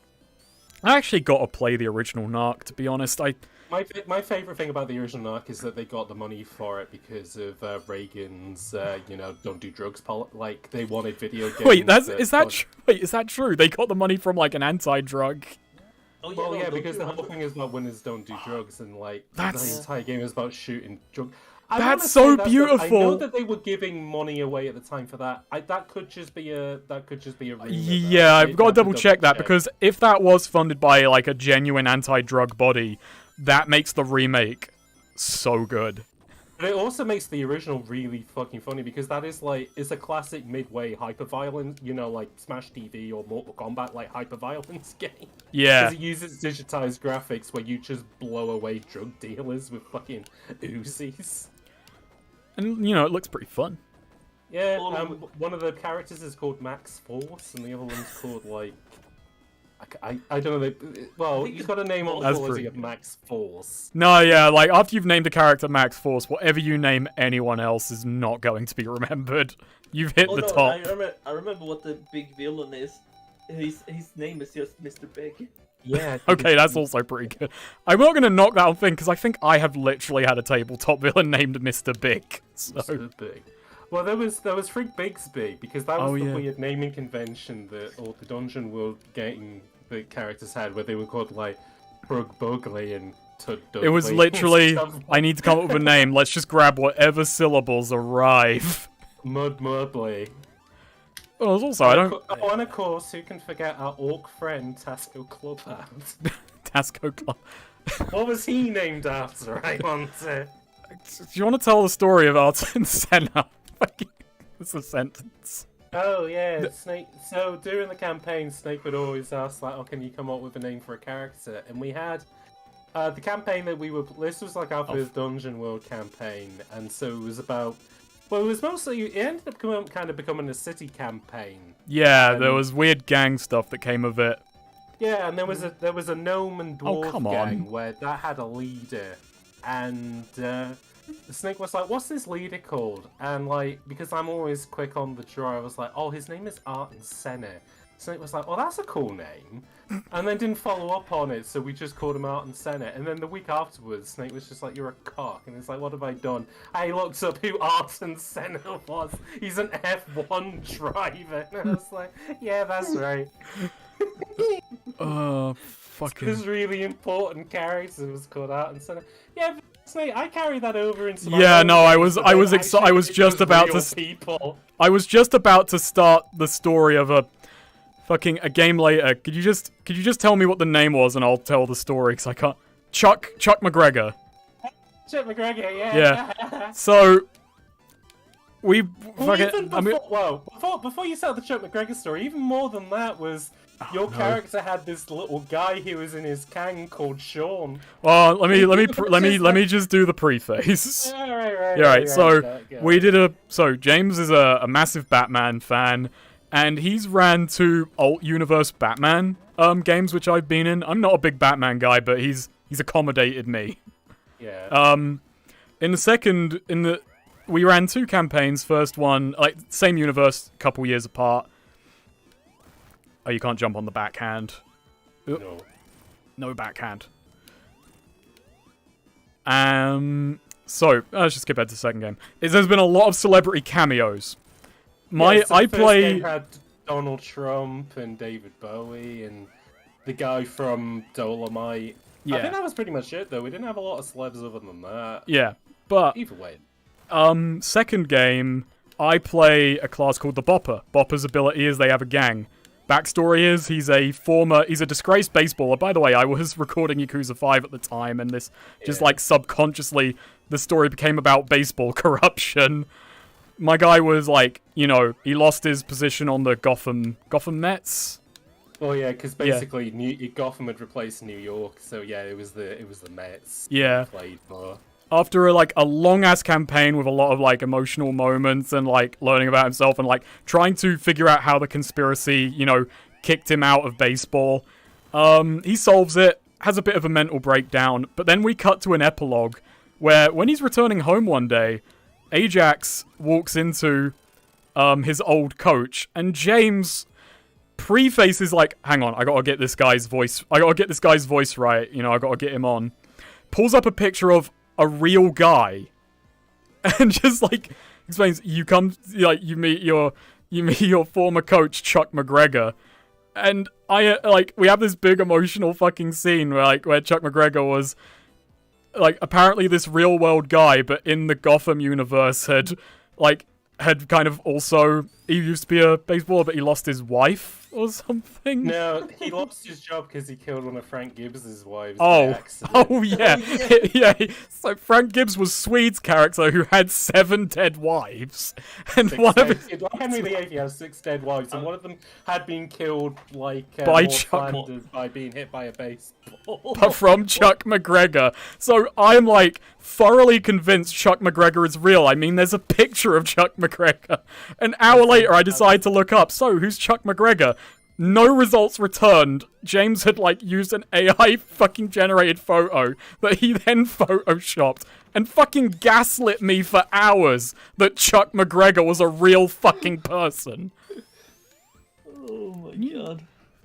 But you also had a guy in your gang whose name was Sean, and he kept saying "yeah," and he was into music, and then halfway through the campaign, he was like, "Oh, so I figured out my music name. I'm gonna call myself Jay-Z."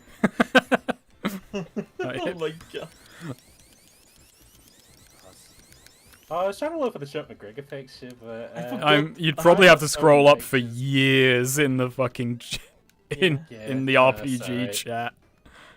I mean, I will say I found my fucking Ronald Reagan and Margaret Thatcher pictures very quickly, but that's a whole other story. Yes, Sweet, what were you gonna ask? I forgot that you tied to that character's thing to Frank Gibbs. And basically, Frank Gibbs was Frank Drebin, but even bloodier. Yeah, no, in this universe, Frank Gibbs, Swede's character, caused Two-Face to happen and then blamed it, and then in his autobiography said that he knew he was mad and was trying to stop him. Frank is the fucking... He was also like the first cop on the scene when like Thomas and Martha Wayne died. Yeah. He basically, like, any tragic moment that happened, he was there. Yeah, like, it was a real Marty stew right there. God. Yeah. Oh yeah, no. I mean, A James disaster let me get stew. away with it. No, I mean, it was funny. I mean, you know. Yeah. But then He they can't also keep did a lot getting of away horrible with it. stuff to Frank, which I don't think Swede was happy about. Frank wasn't happy about it. I didn't run Not into... there, I guess. I didn't, like, run into any bonus rings. I'm kind of amazed at myself for, like, just missing that many. Oh, well. I didn't think we were getting best ending anyway Yeah. with my abilities. What Like, did say? in VR and just chatting. I was gonna flub this. I'm not too beaten up about it.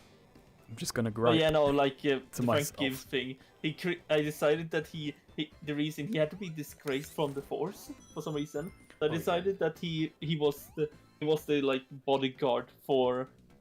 He was at. Well, the, basically, it was what happens in it's what happens in the Long Halloween where they put all the mobsters on trial and then he gets acid thrown in his face. And Oh, we no. decided that Frank Gibbs was like the person keeping an eye on him during the trial. Yeah, I want to add as well about Frank Gibbs.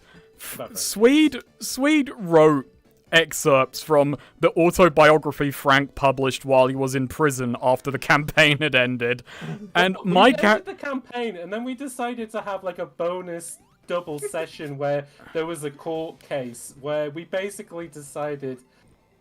One was like, oh, the villain. Oh, let's try and give him some redemption. And two, oh, fuck Frank. Sent to jail.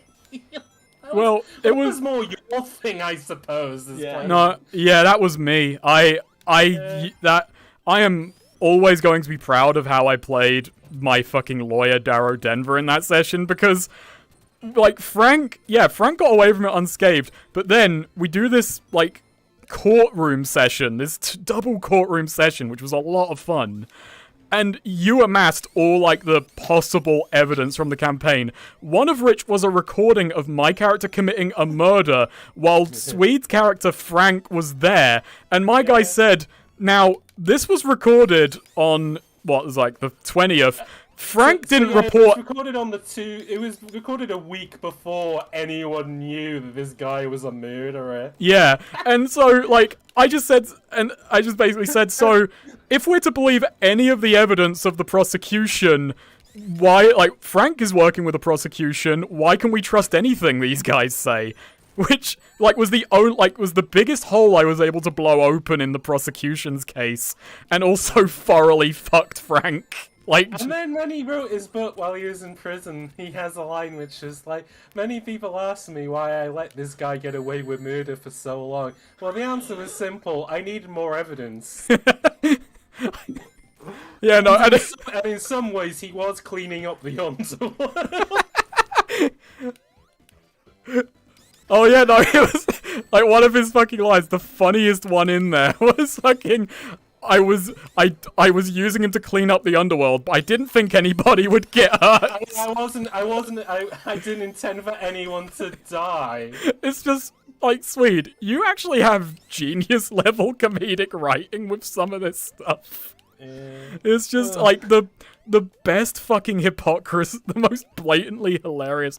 Well, maybe it's just because it's tabletop in joke to us, but I found it really funny. Yeah. I found it really I think good. it's funny.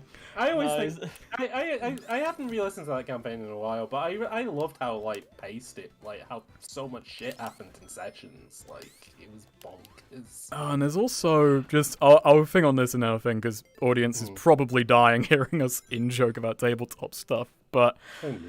The one last thing I did really enjoy from Frank's autobiography was him accusing my character of having a fucking like Oedipal complex, despite my character being an orphan who never knew his parents. And also saying that he abandoned his unit in Vietnam because that was the only other thing he knew about him was that he was a Vietnam veteran. Yeah. God. Actually, hang on. Man, I Knew Mad Men by Frank Gibbs. What a great book. page turner. God, It really was. I will say the fucking title is great.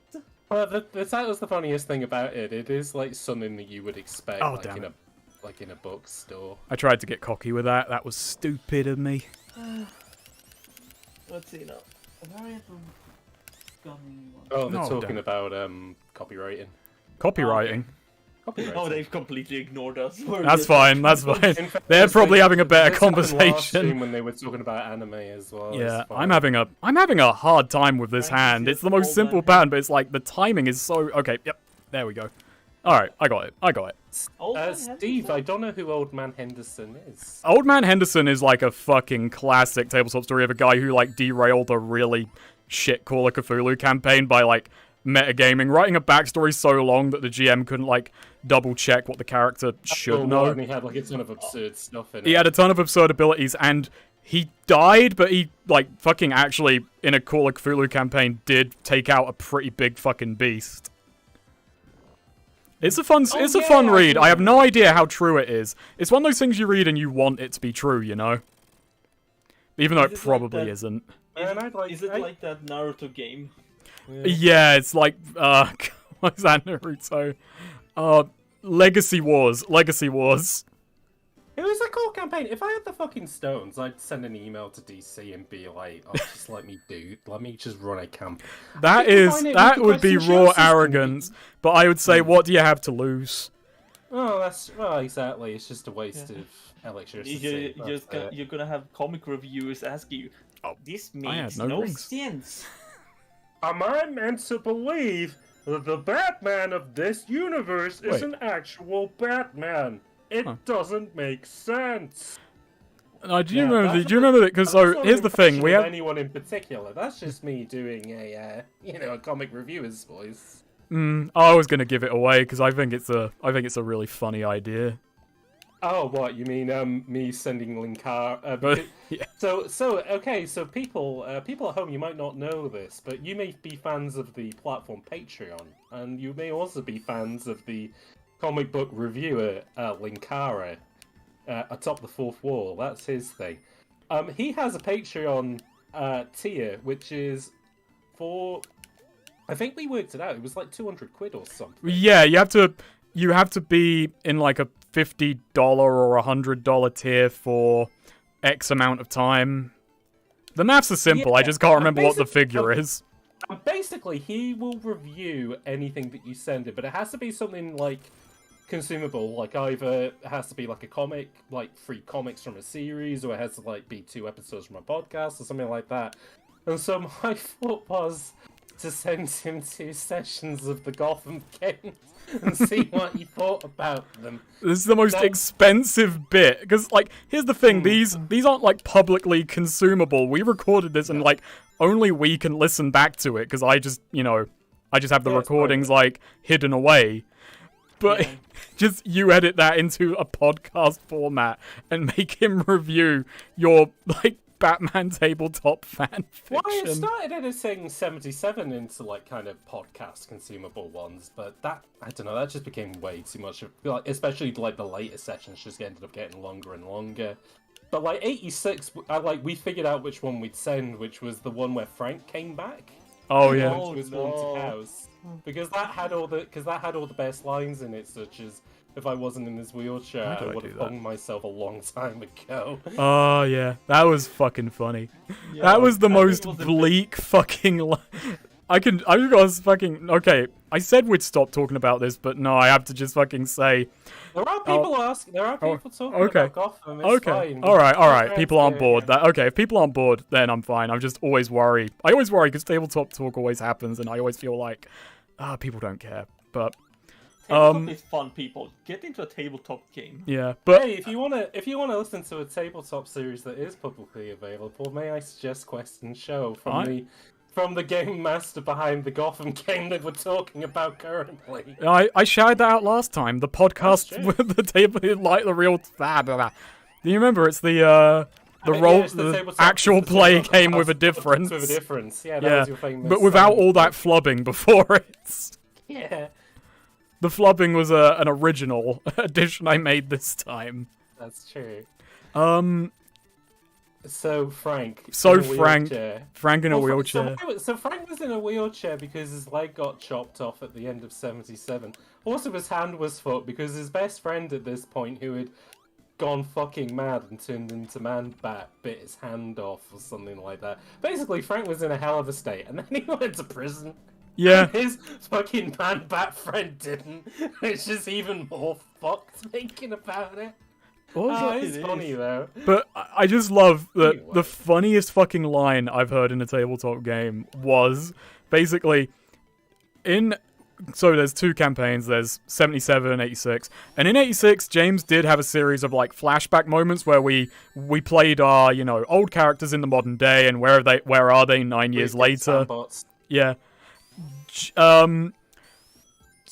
In Swede's one appearance as Frank, what was meant to be his one appearance as Frank, it was so depressing that James was like, it can't end like this. He has to come back. We have to get a happier ending for Frank. So we've joined Frank now in an old folks' home. Like he got a deal pulled for him, so he's not in prison. He's in an assisted living facility. He was basically a different kind of prison, was the trick. Yeah, because he couldn't leave. It was a gilded cage. Yes. But fucking first line out of Frank. So Frank, you're in a wheelchair. You're in this you're in this thing. I just want to give a context. He had appeared earlier, but James felt like, oh no. No, Swede, I've explained all of this. Okay, yeah. I mean, in fairness, I think he was gonna meet. I think the option was only for him to come back because the idea was always you were going to go to his haunted house. It was just whether that then factored into him, but whatever. Yeah. But we saw the session before, and I was just like, "Oh, Frank, I'm gonna bring you back because that's ended on a bit of a sour note." That was too depressing. So first words out of Frank's mouth, looking up at the rafters. If I wasn't in this wheelchair, I would have hung myself. Sweet. Literally, you just fucking lost your mind. I laughed for 2 fucking minutes. It was the thing. It was rude of for me to deliver it because Swede said it, and just the cadence and delivery of it was perfect. Also, there's the death egg. Yeah, I don't think I could ever recreate it. It was in the moment. Yeah, it was. But even then, every other time Frank came back was funny. I mean, there was the thing with his fake kid, but then also.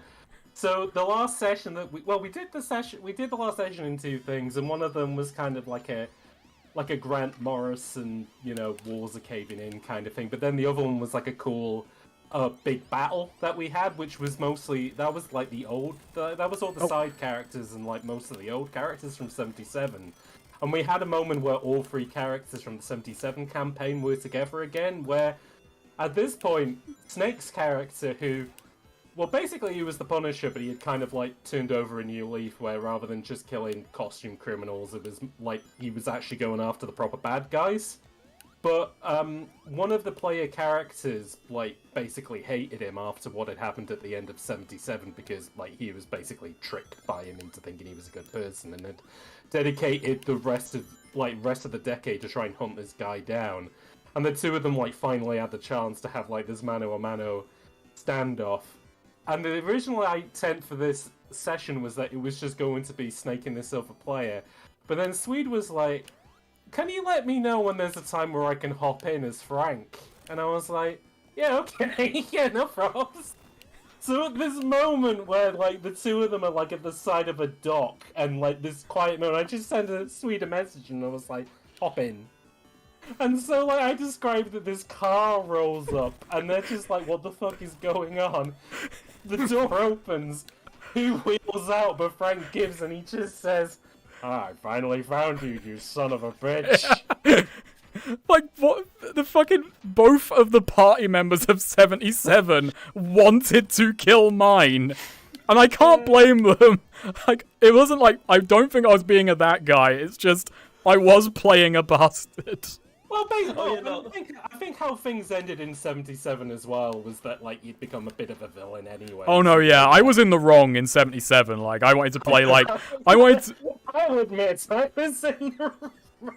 I was in the wrong when I murdered all of those people that the other 2 characters were trying to arrest. That's true. But, at least I wasn't a Frank Gibbs about it. Yes, that's also true. But either way, and you're just. Hey, Swede, can you knock out that webcam HD XYZ? Yeah, oh, they're back. I'm fixing it. Yeah, thank you. Let's go. 300 seconds. They'll Is be it back in out? 5. Can you knock them? Can you not? Can you knock them out late for longer? Yeah. Well, I was I'm about to say, trying can you to block them? Is it hide this user on this channel? Hide this user. Yeah, that just Yeah. that just shadow bans them, which is Video good bans. enough. Okay, yeah, because I didn't see an actual ban. I just saw that. So Yeah. But yeah, just to kind of bring an end to it, it was just funny because like your character's trying to appeal to Frank, and it's just like, Oh, you know, yeah, it's been a long time, Frank. I was a and bit- Neely's like, and I've tried to do good and all that time, and you know all that. And Frank just goes, "Well, that's all well and good, but I'm still going to kill you." Yeah. No, I remember my wording. It was a bit flowery and wanky, but it was like, look, Frank, we left on a bad note, but I know what happened years ago. I did you wrong. Like, Yeah. Oh, speaking of rivals fighting, speaking of rivals yeah, fighting, an easy ass fight. Yeah, here's Frank and Kane themselves. Here it But yeah, is. but it also did end with, well, I guess there's no appealing to you, Frank, and him getting punched so hard that his wheelchair went over into the harbour like fucking Oh OJ no! Simpson Here's the naked this is gun. the best part of that. I like because I remember the sequence of events was like, Well, I fucking also forgot to Ben's mention sorry, go ahead. Ben's character was behind me. Uh-huh. Like he was in pursuit. Swede's character was in front of me, having just got out of the car, and the water is behind Frank, and so he's coming up behind me. Fucking Frank draws a gun. I'm just like, fuck it. I charge Frank, duck the bullet. So Swede shoots Ben's character behind me, and then I just haymaker Frank so hard that his wheelchair flies backwards into the water, and then Kane's like, oh shit, he can't swim, and then I just dive after him. And like, all this fucking nonsense is happening, and Ben just goes, "Can I have a turn yet?" Because he just really wants to shoot Kane. Yeah, which he ends up. Did he end up shooting Frank? Like, well, Yeah, I'm. no, I think I was a shit with that, and I said that like because you weren't using Frank as a human shield like intentionally, but it went through Frank to hit you. Oh right, yeah. So it's just we all got shot in the end. Oh no, I forgot to mention the funniest element of it, which was that Swede was added to the call, and you were just like, "What?" Totally confused, and then I was like, "So, okay, Frank, if you want to shoot Kane, you are gonna have to roll." And he was just like, "Wait, what?" I wasn't expecting that. But yeah. And like I do like how they left off though. Like their final scene is like they swam to a boat and they just kind of disappeared into the fucking night. And Yeah, it was basically it was kind of nicely wrapped up for everybody. yeah, well they went off into the night and fucking I think their last words to each other was like, should we agree to never see each other again? I hope we never see each other again. I agree. Yeah, it was totally yeah, like that. Frank was just fucking defeated. He was just like, yeah, fuck this. We're done. There's no forgiveness. Let's just never see each other again. I do keep drawing stuff if we ever do like a third campaign, but let's just be whenever you know. Whenever there's availability, because I already have my guy. I don't think I'm gonna change my I don't guy. think I don't. No, and think it's I have a mostly guy. waiting I on would have to Ben make- I as would have to well. make Like, one. Yeah. yeah, no, it'll be interesting to see what you come up with, Sweden. I think it'll just be whenever Ben's. What system was the campaign running? We ran Spirited 77. Yeah, it's it was kind of ended up being like a slightly modified Spirit of 77 that we used. yeah, which is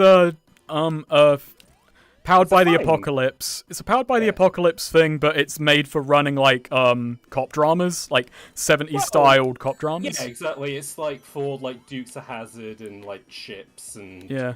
blaxploitation stuff essentially. Like it's mostly about very light investigation. The physics on this are weird. Like that ball does not swing like the one in the original. The That's my the Johns. combat stuff in 77 is quite nicely done. We did have to make some modification to it because Oh, yeah. you basically you can't do damage with fists unless you have certain abilities or like you get a 10 plus and then pick that. And I think I think you decided to.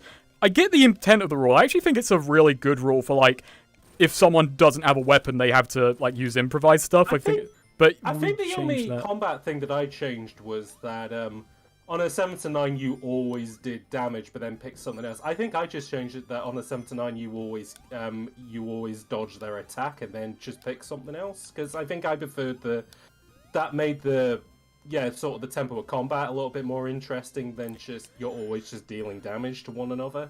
It was like, it kept it a bit speedy up. Granted, I was like the only one who was doing a lot of combat, and Kane was fucking OP by Well, Kane was a fucking like, to the point that I tried to, like, increase the lethality in regards to him and ended up killing Ben's first character as a result. Oh yeah, no, the Sherlock Holmes. Yeah, Sherlock Holmes, and then he came back because 86... well, and also because 86 was arty-farty, and it was about, like, the ship of Theseus question, and, God, what's the... I was about to call... What's the fucking thing called? Where you have people on the tracks? What, Prisoner's Dilemma? No, trolley problem. Yeah, the trolley problem. Yeah. Don't know why. There was no Prisoner's Dilemma. I don't know if I've ever done a Prisoner's Dilemma in a tabletop game. Prisoner's Dilemma is, you know, if both of you say yes, then you'll both go. Yeah, but you can't trust the other person to. I'm pretty sure we had done something. Oh yeah, I'm sure. Yeah. Still, I'm just gonna say, if you in the chat, it sounds like this is something where you definitely try and get into a tabletop game. It might be some tries to get the group, you know, me and Snake. Yeah, I did it with a friend group. I told a horror story about randoms last time, so. Yeah, I was about to say, I don't really... Well, I say I don't play with randoms, but I mean, you know, Quest and Show is built on... But everyone's pretty good. Like, technically, I mean, we started talking because I was in the fucking Essay Boy Discord, so you did start playing with randoms just because you and Ben were like, let's take a punt on almost been a horror story. That almost became a horror story because we won't name them, but someone else joined, and yeah, that was... Actually, why am I even mentioning it? It's not much of a story there. It was just they were very awkward. Yeah, they were just very awkward. They were very awkward, and they left after things like, I gotta get this video done.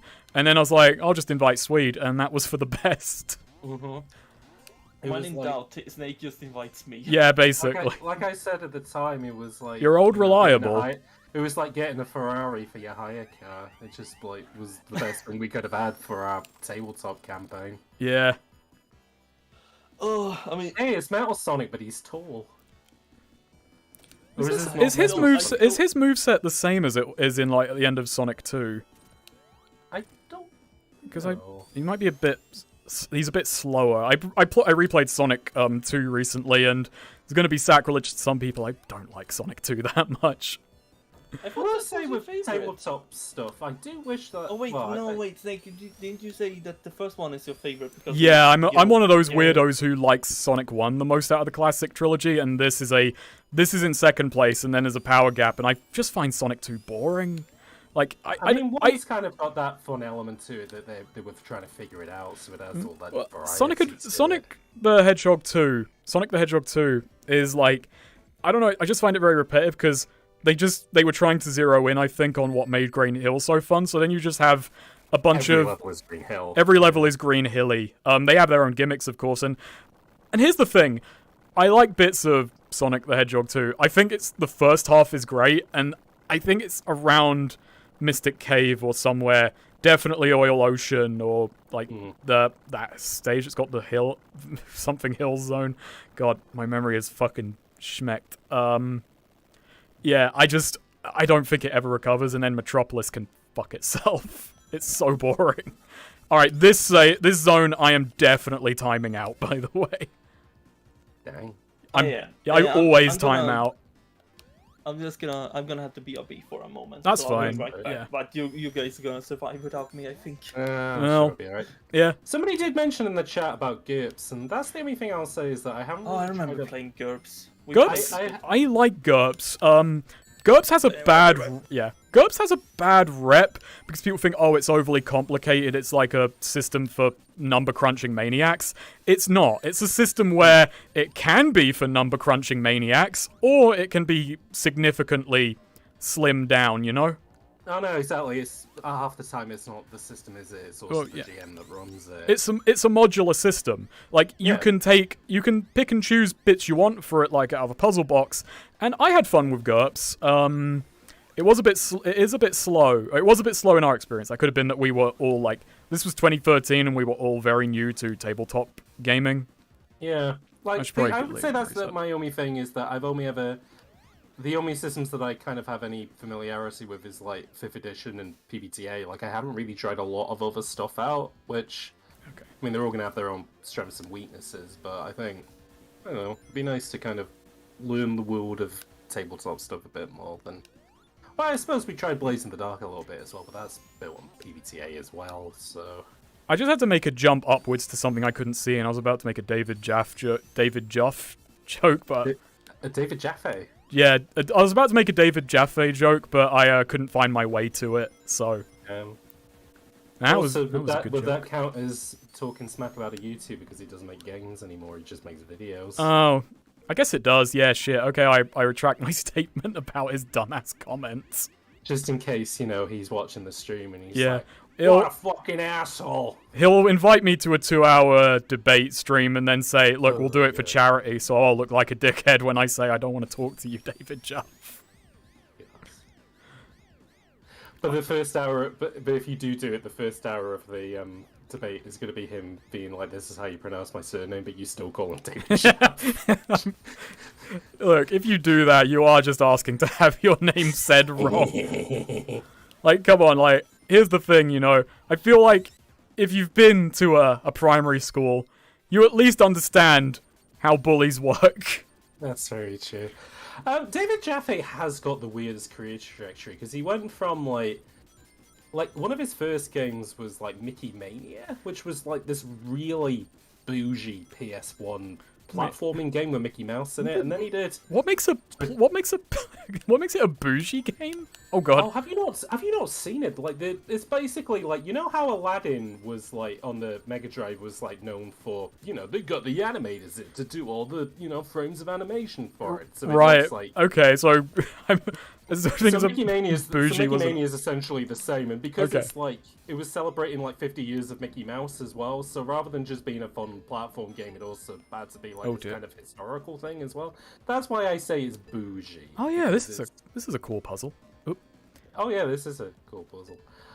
No. And then he did Twisted Metal, as we all know. Yeah, I like. Then he did God of War 1. Was it? And then he did. I mean, he did a lot of other stuff as well. Like, but he did Drawn to Death, which. Oh Let's god, not Drawn about to that. Death. Does that have anything to do with Drawn to Life? Like, I know it's a weird. It has nothing to do with Drawn to Life. Because I thought it was like a weird, edgy spin-off.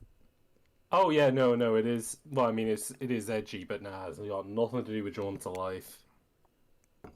And it's funny because he was just like, "Yeah, we want to make this game look like the scribbles in a kid's notebook," and it's like, "Well, you did do that, but why did you think that was a good idea?" Oh, what is I'm sorry, I'm gonna look at this and then like look back at the thing, and I understand if Chimer Chan doesn't want to write our thing, but what is City of Mist? Oh, you did City of Mist. That's a PBTA system as well. It's Oh, a okay.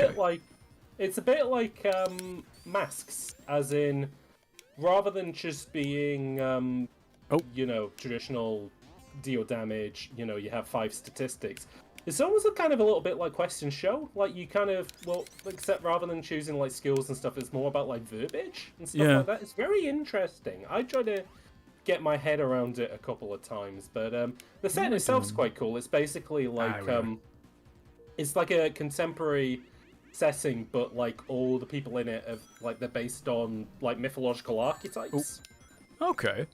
Yeah, so it's kind of almost a bit like Urban Shadows, but rather than just being demons and vampires, it's also like you have Persephone and like, you know, Greek myths and stuff like that. It's quite interesting.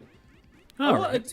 To be honest, PBTA has kind of been the thing where, especially since Masks, a lot of people have started to really kind of break out of it just being, you know, smoother Dungeons and Dragons. They are. Well, I mean, Oh, you that's have been stuff for like- years. Yeah, I mean, there is a sizable contingent of the PBTA community who really dislike Dungeon World because they think its vestigial elements are like they're restrictive. I am not in that camp. Oh dear.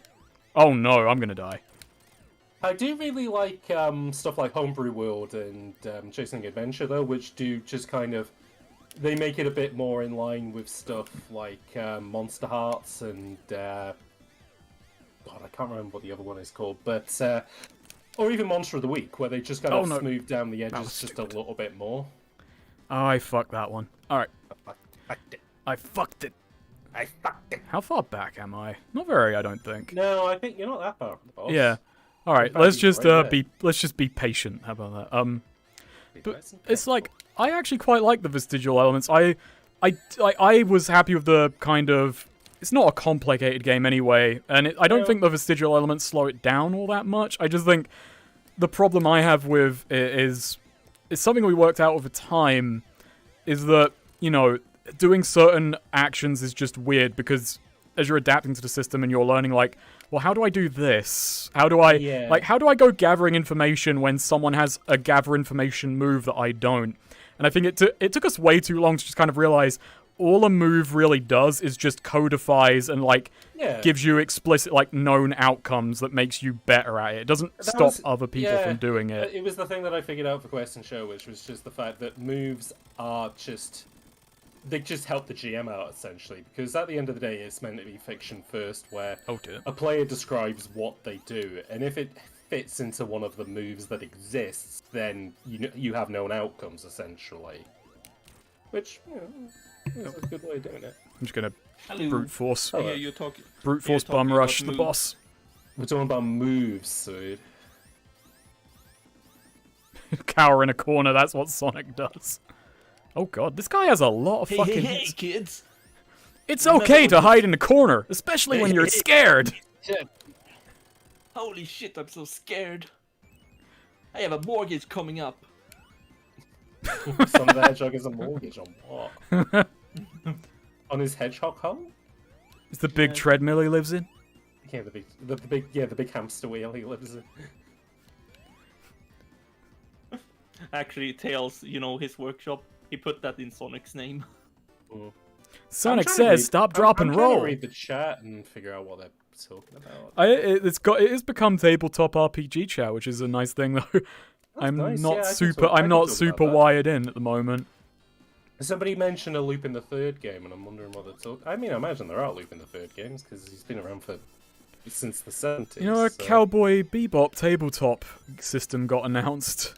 Oh yeah, I saw that. Yeah. It's Oh, because, yeah, it's because the Korra one did. The Korra and Avatar: The Last Airbender one did so well. I don't know.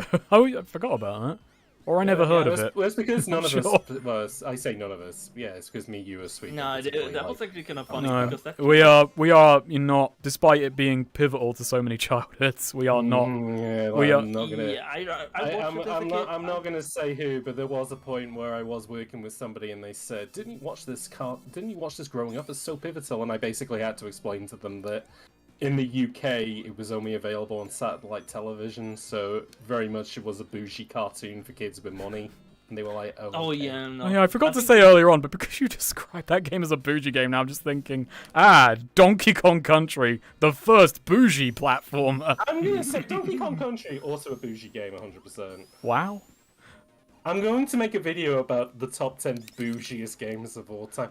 Tell you Okay. what, It God of turn- War 2018, bougie game. turns out You know, that Flashback isn't the Redemption first 2, cinematic bougie platformer, it's the first bougie platformer. What the Bougie fuck? platform. I'm gonna about? say, Snake, once this stream is done, look up Mickey Mania, and you will say, okay, that is a pretty bougie-looking platformer. Oh dear. I gotta Okay, go you know what fast. games I'm gonna say?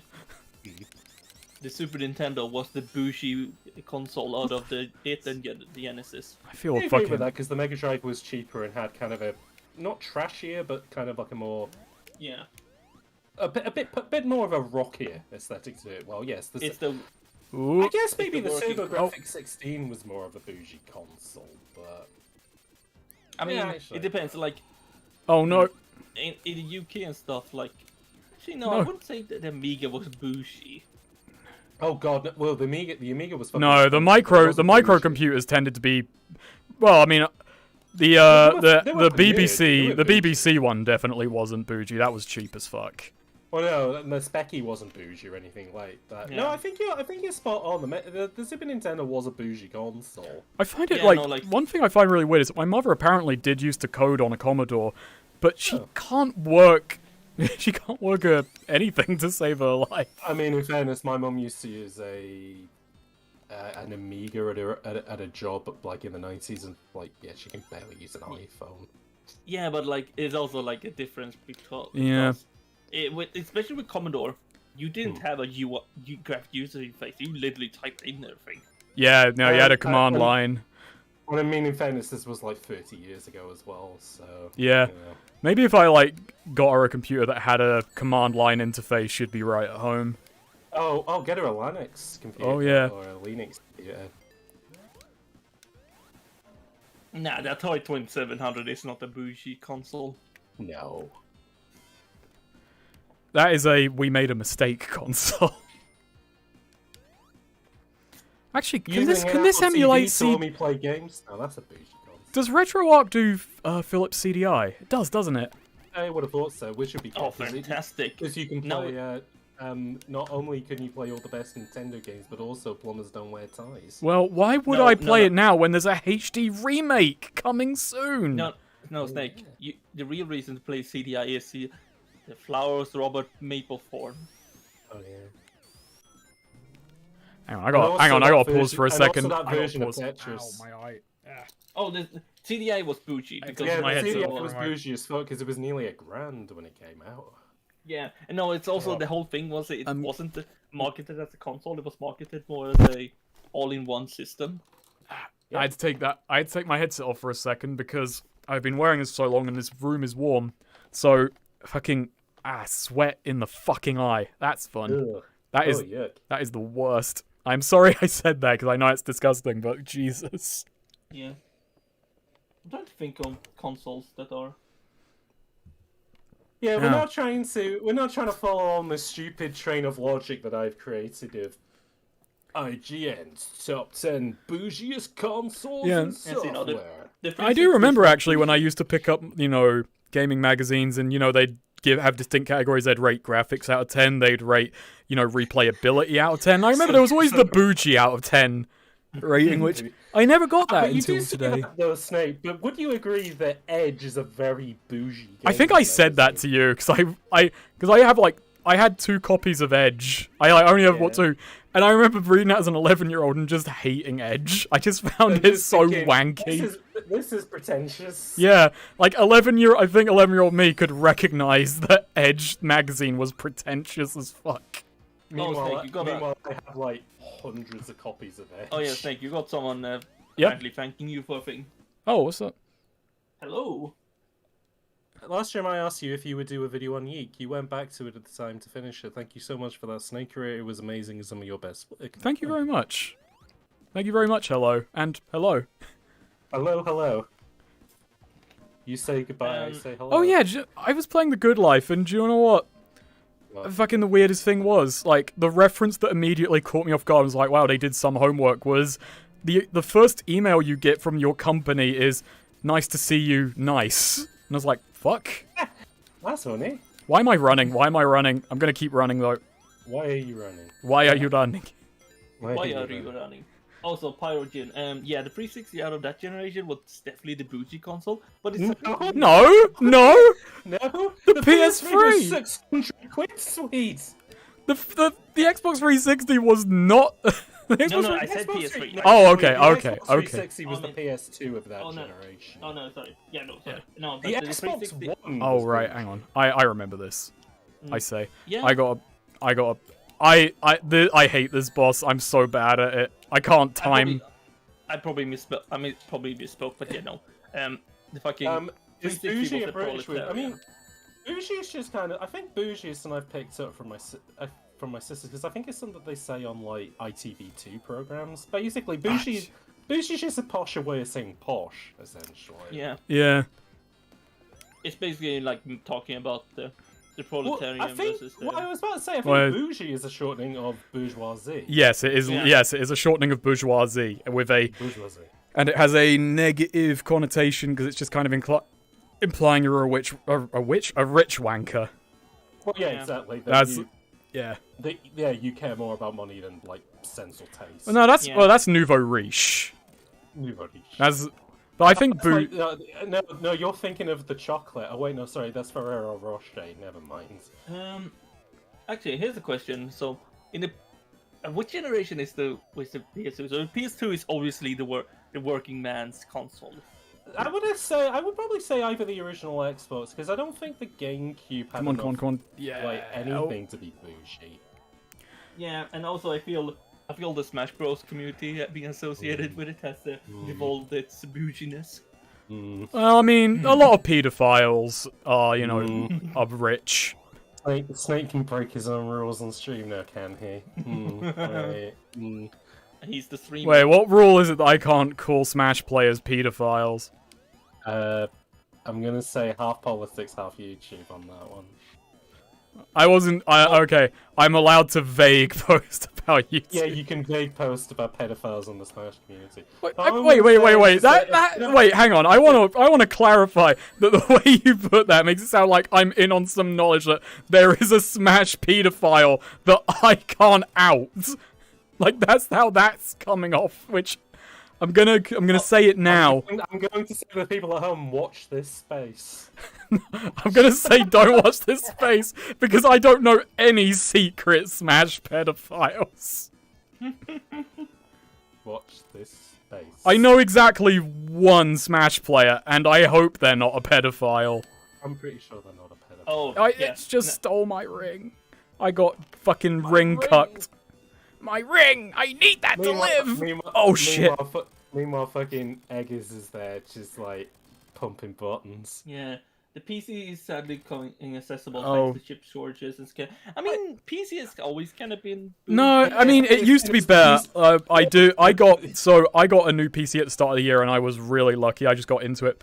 Granted, I did spend a 4-figure sum on the new computer. I'll be fucking upfront with that. But Yeah. I had my best mate. He builds computers, and he wanted to build a new computer, and he'd been saving up for it for fucking ages.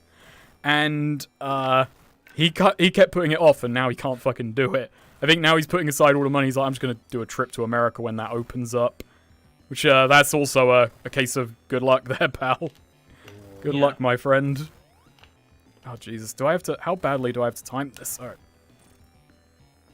Well, have you got to hit and finger by finger? But yeah, I was wishing. You see, my dependence on rings is about to become very, very clear. I was gonna say PCs have always been the bougie option. It's the one thing that I appreciate the fact that I was kind of born now rather than earlier, because paying thousands of dollars at the time for a fucking PC is bonkers to consider. Yeah.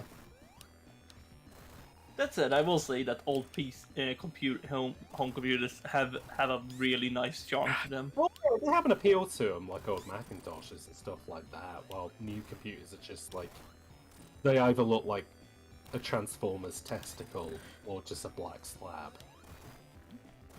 Which, yeah. No, those old boxy designs, that retro aesthetic, but I don't know. You can get a nice PC case, but you'd be paying out the fucking ass for it. It's not just that, just the sound and feel. Oh, right. To them. You'll love that PC speaker music. Oh, yeah, oh no, so no, that's awful. he plays all of his games through No, the that's motherboard awful. speaker. But it has, you know what? It has a charm to it. I really remember you like have to- old Amiga stuff actually. It was Even though like I never not grew up that. with an Amiga, I think I didn't grow up with an Amiga. It's kind of. I'm actually unsure if I. Oh, had an Amiga. no. Okay, that's the pattern. I have to do the first half of this again. We're going to be here a while, folks. I'm very bad at video games. You can always put a save state. No one will. I don't know how to save state on this, and I'm not going to find out. We're just going to lose all 41 lives, and it's going to be slow and painful. Oh, yeah, you're 41. Wow, okay, never mind. Let me take a little break. PC is though a bit weird because it has a huge, really low-end user base. You can, well, I don't know about nowadays, but you can get a decent mid-range PC that will run you most things, because you don't have to play PC games on Ultra on the best settings. Pretty much for, most games, you can pretty much run everything with a 300 to 500 quid computer, which, By the way, I'm taking a little eye break. We are playing most- Sonic 3 and Knuckles in MUVR. Actually, I'll be back in a second. Sweet, keep the punters entertained. Oh no, I can't keep them entertained. Keep them entertained. I'm playing on my PC, which is nearing 10 years old, and Ooh, I take a really little want break. to. I really want to upgrade because for what I'm using, I basically just want a new computer because when a computer is going to get near 10 years old, you should consider at least Yeah, and it's like the chip shortage has fucked a lot of people, but if you can, like, a cheap or a mid-range-ish, even a like low-end PC, there are going to be a lot of good indie titles that you can play. But then, like, at a certain lower end, you could maybe like get a Raspberry Pi, hook that up with emulators, and you're fucking golden. It really depends on what you're using it for. And then you can become a pretentious sod about that fact. If you really need a computer now, pre-made is the way to go. Yeah, I mean, I bought a I bought a Razer laptop. I've never actually lit candles to play a game. Oh, you could. Somebody mentioned it early on in the stream, but it is a true thing. But you could use candles as a Wii sensor bar back in the day because they just work on infrared. That's sick. Yeah. Disco Elysium's on Switch. That's pretty sweet. Yeah. Yeah, Snake, why would you build a PC for indie games? I mean, I wouldn't, but that might be someone's like interesting use case. Because there is still a greater availability and library of games that you wouldn't get on consoles that would still run on There's a guy that I really like on YouTube called ETA Prime who shows you like cheap builds and like really small computer builds, which would be good for TV top indie games. Yeah. Like, there's a million reasons someone might build a PC and not everyone's got the same like gaming requirements or what they want to do with stuff. Like most people will talk about the highest end computer. Like, sure, when you get high end computer, you get something that's really good. But at the same time, a lot of the time you don't really need that. Sorry. Most games are designed to run on toasters. For example, Swede's favorite game, Final Fantasy XIV. What is your signature fragrance to Snakera? It's the smell of effort. But no, I don't know if you're memeing me, Sleepy Samurai. Maybe you are, because I think you are. I don't know. Yeah. It's impossible to read sarcasm through text. What was I gonna say? But like, I tested the Monster Hunter Rise demo actually yesterday.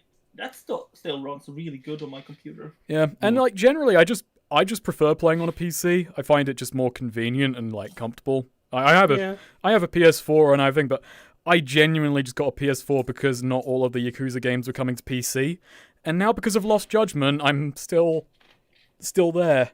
Even though I've not played Judgment or Lost Judgment because my PS4 sounds like a fucking jet engine. So I'm like, I'm gonna upgrade this at some point, get maybe a PS... Is Lost Judgment across... It is on PS4. I heard it runs quieter than Judgment, but I gotta beat Judgment first before I play Lost Judgment. I can't fucking jump ahead. Also, you need to be able to extract the main character out of it. People have already done that. I saw Tujo in another chat the other day. He linked someone had fucking ported Yagami's combat styles into Yakuza 0. It's fucking nuts. Like they modded in Yagami's fights. It's a bit janky and the physics aren't quite all there, but you know. Yeah. It's fucking crazy. Like mine does have a disc tray issue as well. It takes it may not be as bad as yours, but it takes like fucking an age for it to actually push out, like something in it has gone really weak, so like a disc just kind of eventually sluices out if it even decides to. Oh dear. Oh my, yeah. How the hell did that happen? I don't know. The PS4 I have is old as shit though. It's like an old model, thing. I think I got it after the first line. Was there like a downgrade of parts at some point? I don't know. I think so, yeah. Yeah. Because the PS4 had like the 360 issue of like there was such high demand for it, they just ended up cutting corners and a lot of stuff. Yeah. Alright, I'm gonna try again. We're gonna be here a while, folks. Probably the PS5 has that issue as well, but you don't really see a lot of people complaining about it. Probably because a lot of people can't get PS5. Yeah, no, I am trying to find one. I do want to do videos on Judgment, but I actually have to play them first. I don't know where I'll put them in the series. We talked about it last time with my thing with, spin-offs. And I just kind of want to play Lost Judgment for the sake of having actually played the fucking thing. So you can beat up high school kids. Yeah. No, that Lost Judgment, I was indecisive. But when I found out you can do boxing style on high school kids, I was like, fuck yeah. Bully 2, baby, here it is. I was listening to the Right No Games cast, and they were like, it's very obvious what they're doing, because all the high school kids in that game look like the high school students in a fucking Iraqi, like, JoJo thing. They're all just buff-ass adults. I'm gonna have to get used to the timing on that. Let's take a bet on how many lives I'm gonna have left. I'm gonna say 8. Oh, yeah, hello. That is actually gonna be a thing I talk about in the video. Oh, do I just... No. I don't know why I thought for a second it's just skipping me to the second half of the boss fight. That would be very nice if it did. Because we've I was already... about to say, this game is smaller than most fucking MP3s. Isn't, like, the first Mega Man, like... It's 1 less... megabyte. Yeah. It is a mega bit. The original Donkey Kong is only a couple of kilobits as well. That's fucking nuts. That's what I always say to myself.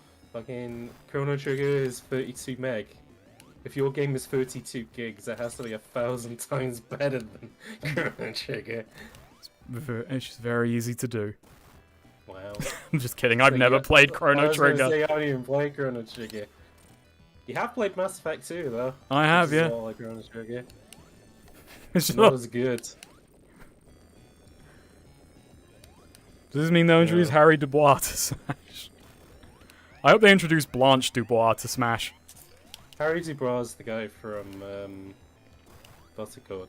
Thingy Bobble, right? Disco Elysium. Oh, that'd be sweet. I can't...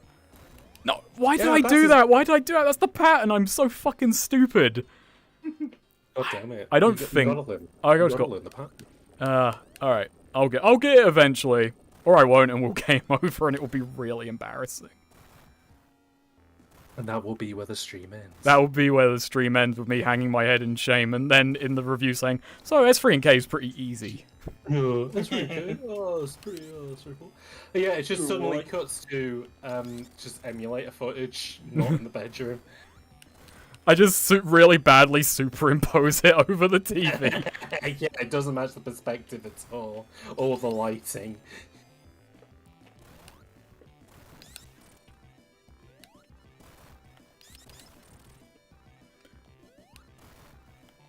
Didn't they take the They changed how the DRM worked in Resident Evil 8 because that was having issues where when like big explosions and shit happened, the game slowed down really badly, and that was to do with the DRM.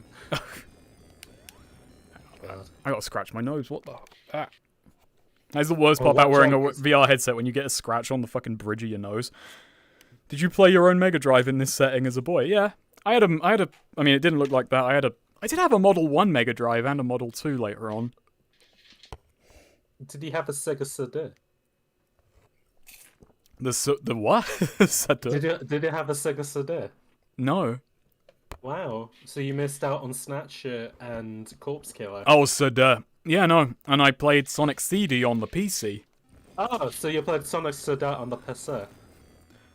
You going? Not on the Sonic CD. Why are you going all French on me? I'm just No, saying how it's God, pronounced. what's the? I gotta get that timing down. What the fuck is wrong with me? Sonic Sonic CD for the Sega CD. Sonic CD for the CD. I don't even think it's French. Sonic CD for the ZX. You don't Sonic think CD. it's French? It doesn't sound French, no. No. It's like he's developed a list in this video. Sonic CD. Sega CD. So romantic. Sonic CD. The Mega CD. Today we're playing on the Mega CD. Mega CD for Sonic CD. This is just fucking stupid. Is it offensive to say that Sonic CD isn't a very good game on stream? Well, actually, you don't like it either. No, I find Sonic CD crap, to be honest. Yeah, I don't have a glowing opinion of CD. I think it looks beautiful. I think it has a great soundtrack. I think it's horrendous to play.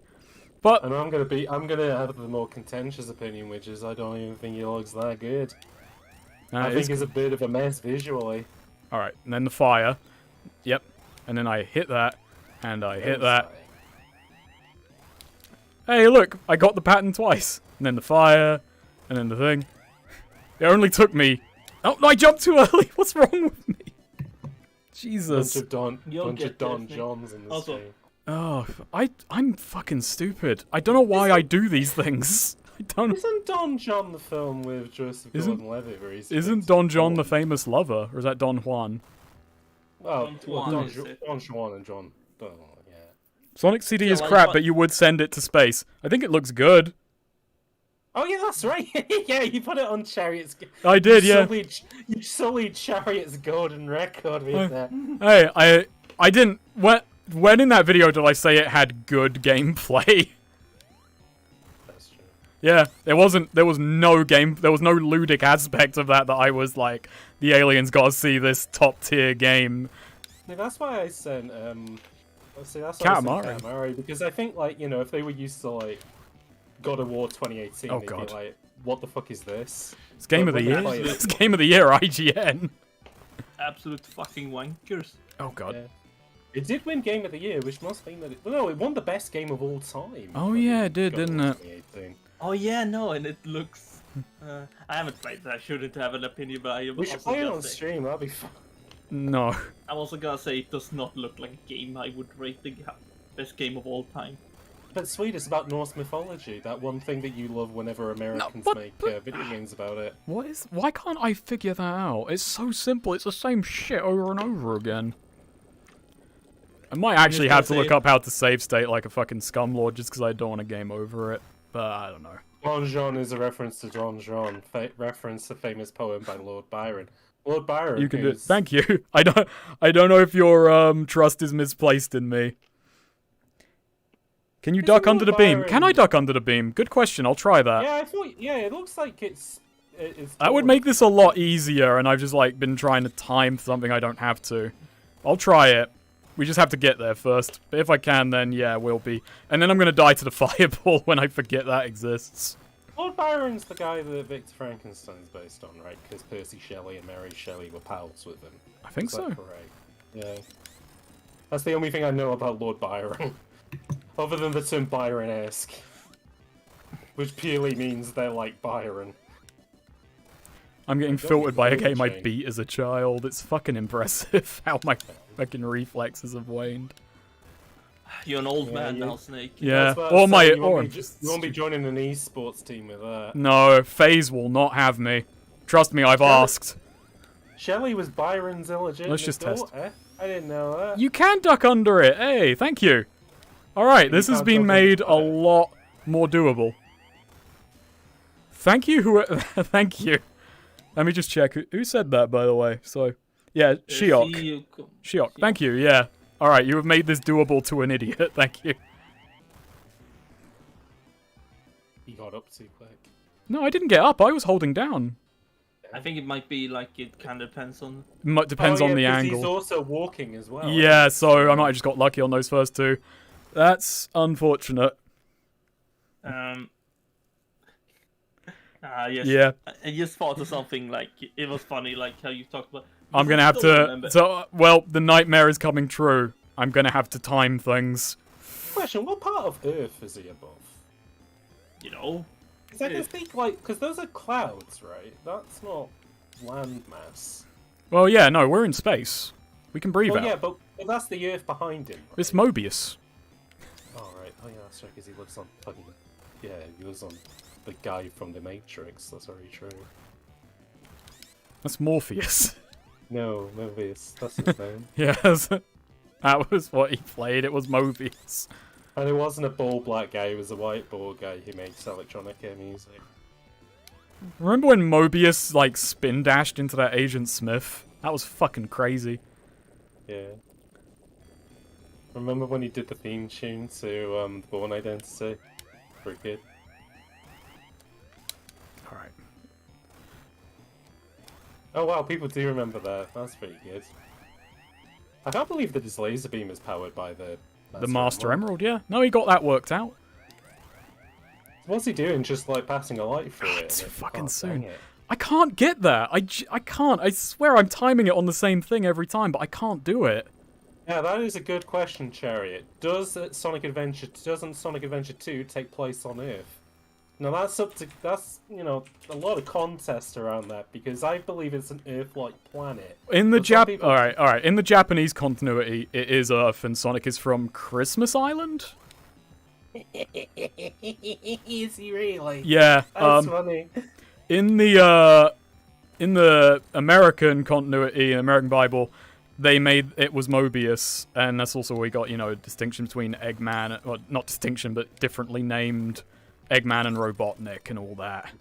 All that good stuff. He used to be Ivo Quintobar, and then he was in a transporter accident with a bad egg, and it made him an egg-shaped man. Because that's how that works. It's like The Fly. Yeah, it's like The Fly. It's like Jeff Goldblum in The Fly. Much like The Fly. No, I'm not gonna make that joke. That's inappropriate with this string. Just like Chris Benoit. Just like Chris Benoit. No, Chris Benoit. Oh yeah, I forgot we were talking about Chris Benoit. Hang on. I'm going to take another sip of whiskey. Are you drinking whiskey while playing Sonic? Is this I've what been- you were doing in your bedroom in the 90s? Well, no, that is another anachronistic element, but I have been drinking whiskey this whole stream. You were knocking back fucking Jamesons, waiting for your mum to come back from work. Yeah. I do also have beer, actually. So. Oh, nice. So you can make a Boilermaker kit. Tasty.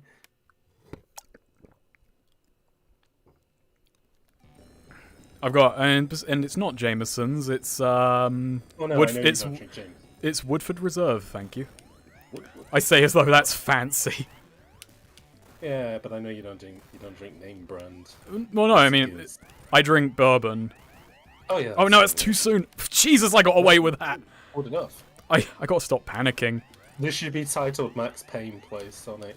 I mean, I guess Max Payne does drink whiskey, doesn't he? Well, he drinks Kong. That's his brand of whiskey. And it looks like it's based off of Jack Daniels, but then every, like, generic whiskey bottle is, you know, Jack Daniels. Also, it's a reference to how how King Kong was a big ape. Much like... There's a big alcoholic. It was a big alcoholic ape. You remember that line at the end of King Kong where he says it wasn't man who killed him, it was beauty who killed the beast, but also a shitload of booze. I fucking love... I love Max Payne 3 so much. Like, genuinely, I fucking love it. Game. Yeah, fucking Baghdad with G-strings. By the way, I'm not proud of how long that took me. I'm glad I got it in the end. Oh, we're not done yet, are we? No, you still have to bump his ass. I'm fucking terrified. I'm fucking terrified. No. Ah! I have never been so terrified of death. I've had existential crises better than this.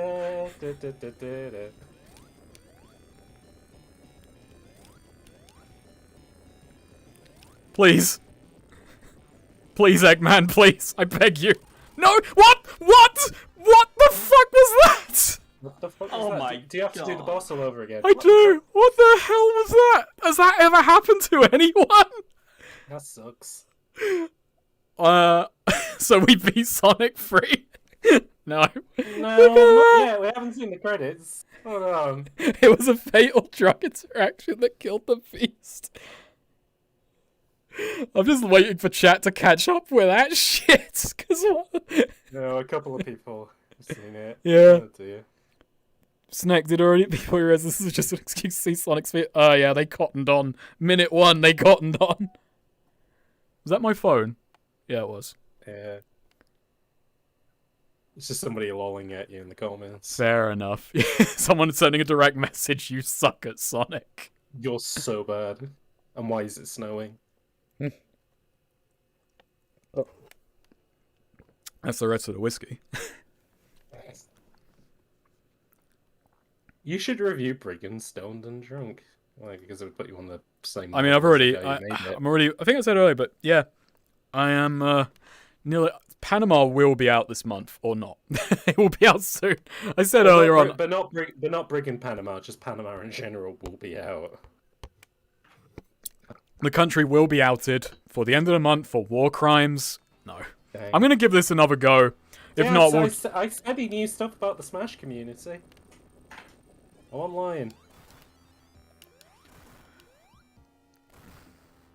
I'm now terrified. I am like, was I doing the right thing hitting him? Just genuine question. Just backseat game me here, because I can't remember things. Like, I don't think I've ever got this far, so I couldn't tell okay. you. Swede would know, he's a Sonic head. Yeah, he loves it. He genuinely does. totally. Toy said he was going to run the Sonic PBTA system for us, but that hasn't happened yet. Oh yeah, there is a Sonic PBTA game. Oops, There sorry. is. Now I have I took a thing, and now my chest is acting up. It's called like Rings and Sneakers and something. Yeah, yeah. It's... Yeah, I There's got also a find it again. Transformers PBTA system. I don't think I have it in me to run like a Sonic PBTA game. I think I don't. I think I would run a one-off. I don't think I could do an entire campaign. I think I would be like cringing a bit partway through. I don't know, just I think that's why I would run it as a one-off, so I could just get like all the cringe out of it. yeah. I mean, I like Sonic the Hedgehog, but I think, oh shit, yeah, I think I'm just gonna. No, I'll give it another go. I'm gonna call it at some point because I am considering what I got a victory of some kind. I am being a bitch about it, I know, but yeah. That would be a good way to end the Sonic Freeze section as well. Is you doing a freeze frame of him of his thing exploding, and being like, yeah, we beat it. We did it. Everywhere you look. Snake, can you recommend any other games like Yeek? Can I recommend Can I recommend Yeek to begin with? Oh yeah, I was gonna say. I don't know. Like, I'm not super into weird indie not platformers, RPGs. I guess like Off maybe, or a lot of stuff Nitro Rad used to cover is like good.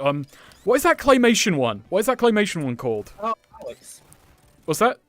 Alex. Oh, Helix. Hilix. Yeah, Hilix. Yeah. But you know that's like actually interesting. The baseball one's a good one. Chariot would be a good person. Yeah, Chariot. You're in stream. You know like weird indie stuff. Yeah, stuff that's like Earthbound. Help us out. Yeah, Omari, that's a good one. Omori, yeah, I've not played that, but I had a friend who was super into it. You mean Nikki? I think is a bit like that. Oh, that's all right. Yeah, I'm gonna give it. No, I'm gonna give it one more go. I've embarrassed myself a lot. What's more embarrassment? That was pure luck I got through it that one run, I fucking swear. Oh. Undertale, of course. It's like Yeek. I don't think Undertale needs the help. Plus, controversial statement. I wouldn't. Snake giving small indie game Undertale a boost. I'm also, I'm gonna do the thing myself. I wouldn't recommend Undertale. There's my contrarian opinion. What, your contrarian opinion of you don't enjoy Undertale? Yeah, I think it's a bit wank. Well, it's not even a contrarian opinion, because you're not even saying it to be contrarian, you just don't like Undertale. No, I don't. I've tried. I have given it, like, 3 shakes.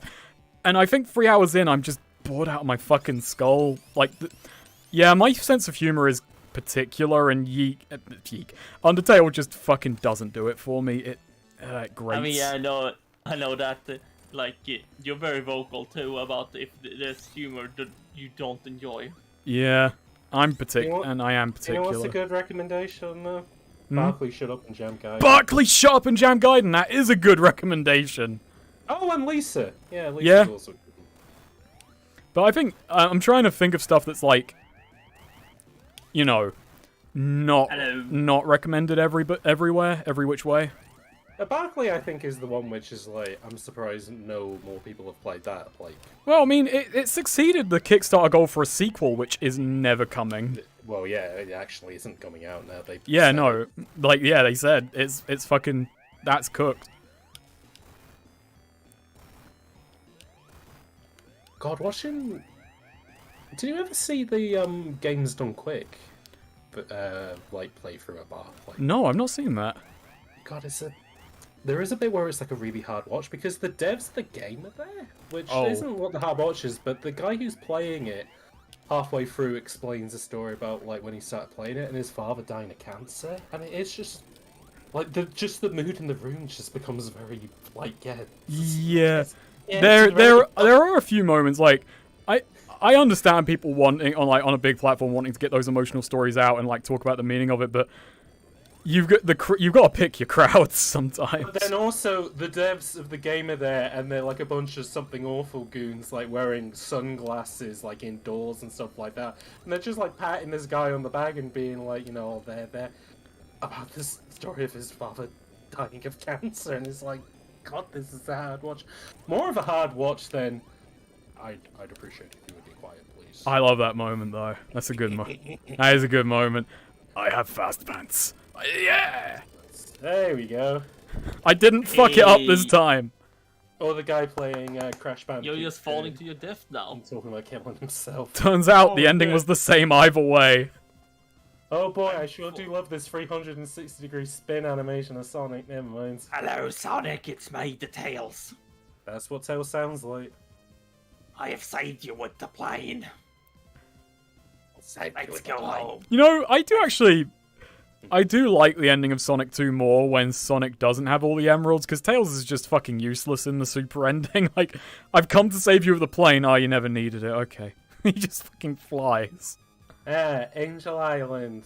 Peace at last. It's been restored to its rightful place. Did it go back up into the air if you get all the emeralds? Or... I think Sonic jumps off the plane and does a big thumbs up or something. I can't remember. Yeah, he does the OK symbol with his And then words. Tails flies away and just lets him drown when his rings run out.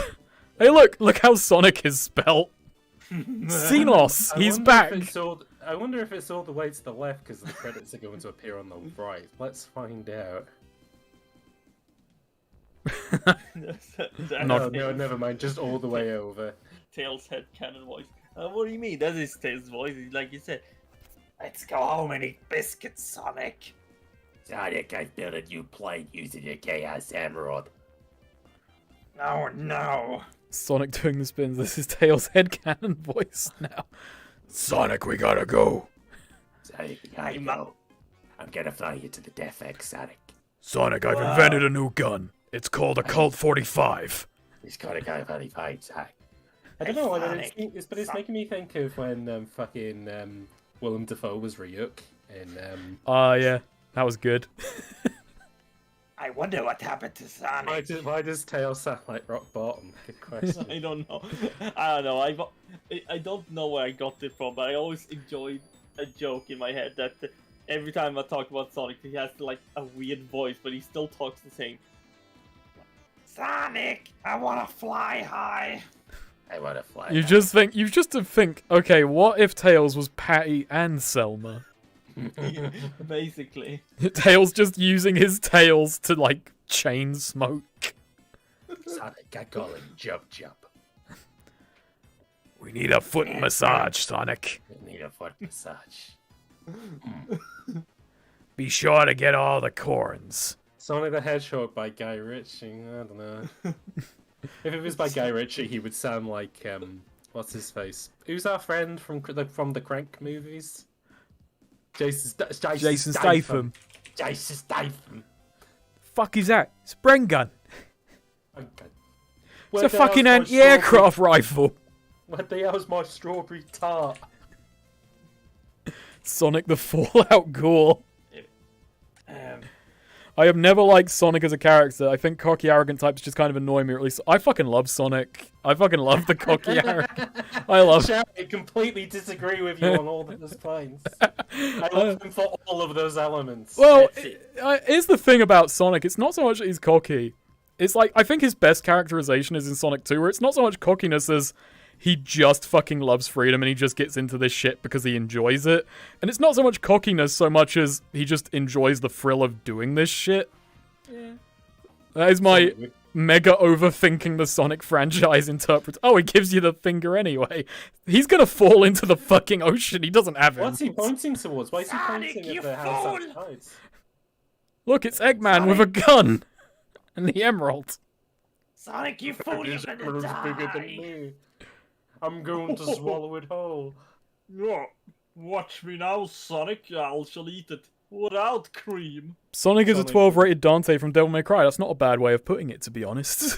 Sonic, but with Ray Winston's voice. That'd be a good game. Sonic but Ray Winston would be good, but I think that's just Knuckles. Yeah. Well, I mean, he's going to be Idris Elba soon, which will be good. Knock, it's me, Knuckles. Alright, knock. I'm gonna switch this off and we'll have a look at chat for a bit, and we've got to record Dokapon in... What? Oh boy. How long, Swede?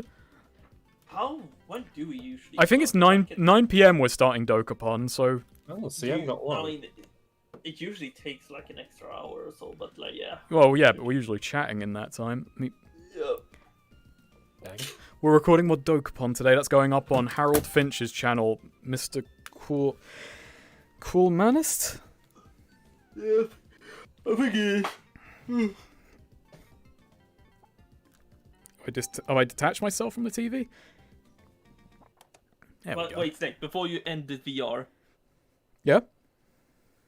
get rid of those fucking pizza boxes. You know. Oh get- yeah, get yeah. them Let me just.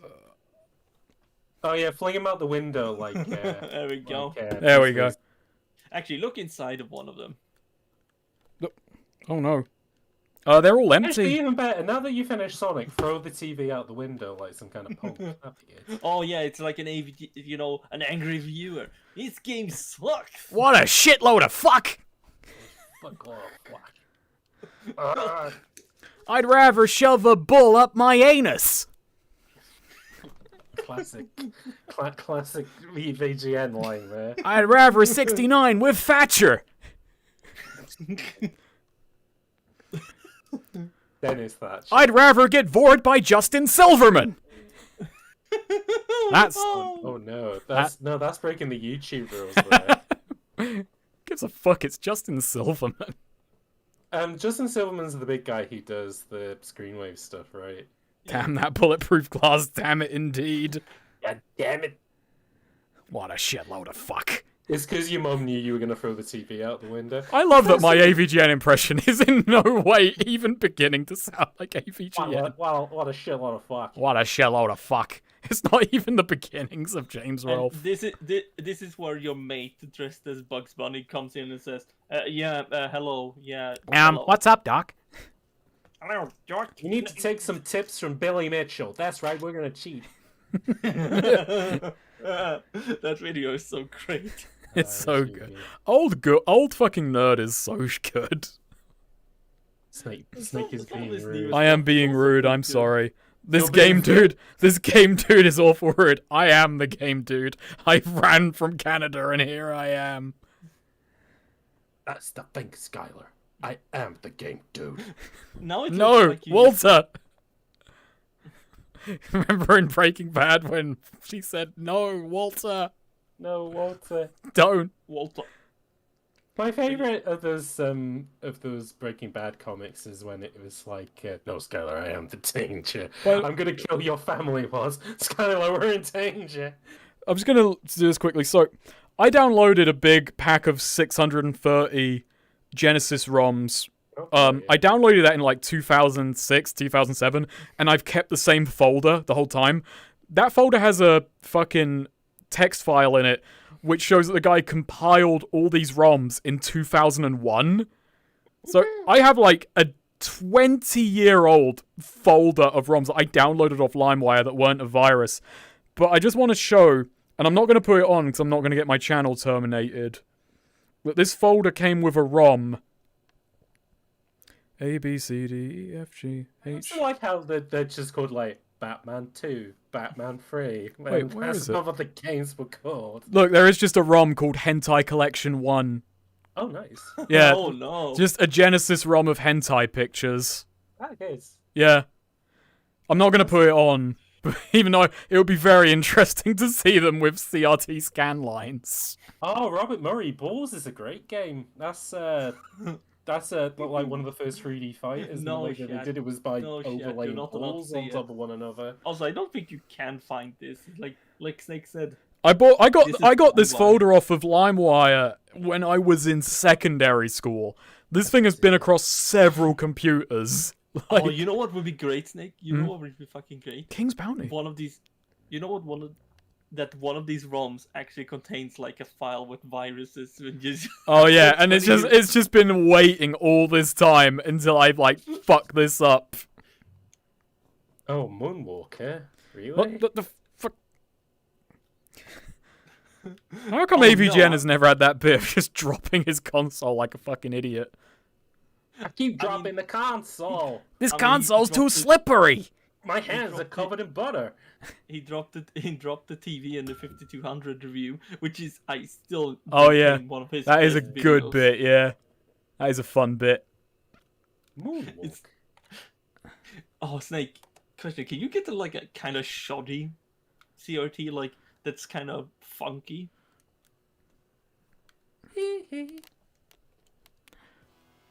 Like that would actually be a feature I want them to make, like a kind of half-busted CRT. Oh yeah, we can get a 70s TV. Oh, do you have to turn in the dials and shit too? I don't know if we have to dial it to the fucking thing. Where did I put that fucking 360 pad? Mom, my TV is out. Actually, why don't you just put it on this big ass TV? I'm curious. Honey, did you toss the TV again? I heard it bouncing off the glass. So do they no longer have Moonwalker in any of the Genesis collections? I guess probably not, right? Well, no. Even though he got acquitted, they didn't issue a reprint. Oh god, yeah. Can you imagine like they go like fucking Night Dive Studios goes to Kickstarter for Moonwalker Reacquitted Edition. The game you love remastered in HD.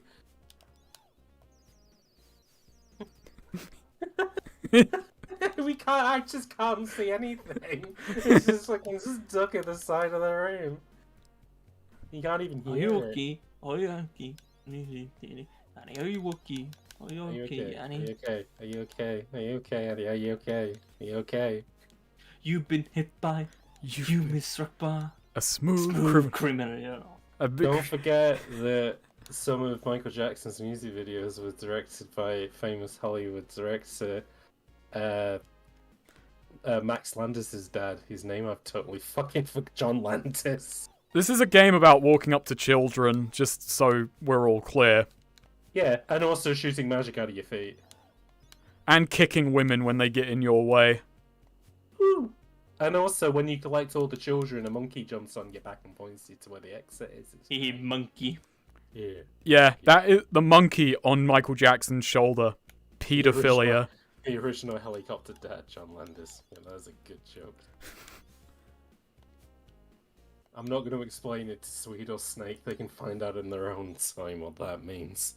John Landis, wasn't he in the American Pie movies? Wasn't he the guy who has removed videos on RLM? Or is that No, Max Landis? That's his son, Max Yeah, Landis. okay, yeah. Who got done for being a big-ass sex Oh pest. god, there's a bunch of people in your shit that probably don't even know what LimeWire was. That's fine, it's educational. That's how we torrented things in the old Actually, days. yeah, this game is appropriate because the thumbnail for the stream is Michael Jackson hanging Yeah. with Sonic. I'm a genius. I've been planning all I'm a along to genius. play it upside down at the end of the stream, completely unable to remember how to play this game. I actually did play this game like a bit. I liked Yeah, it. I was going to say, I played this game a lot on emulators. Hello, Yeah. hello, I'm It's, just gonna say... it's a half decent one. Yeah. Hello, I'm just gonna say, yes, There is. the TV is upside down on your end because it's upside down on Snake's. Yeah, I threw it across the room. He's doing the angry review. Oh god, that would be such a great angry reviewer shtick. Like in one episode ends with him tossing the TV, and the next one he just sits and plays it. I've got an even better idea, which is that you play the Australian gamer, where the joke is that all the games you play are upside down and you're complaining about how hard it is. I'm just gonna say, I'm surprised I'm doing this well. And I'm not doing well, but... Well, I mean, there is no timer in this game.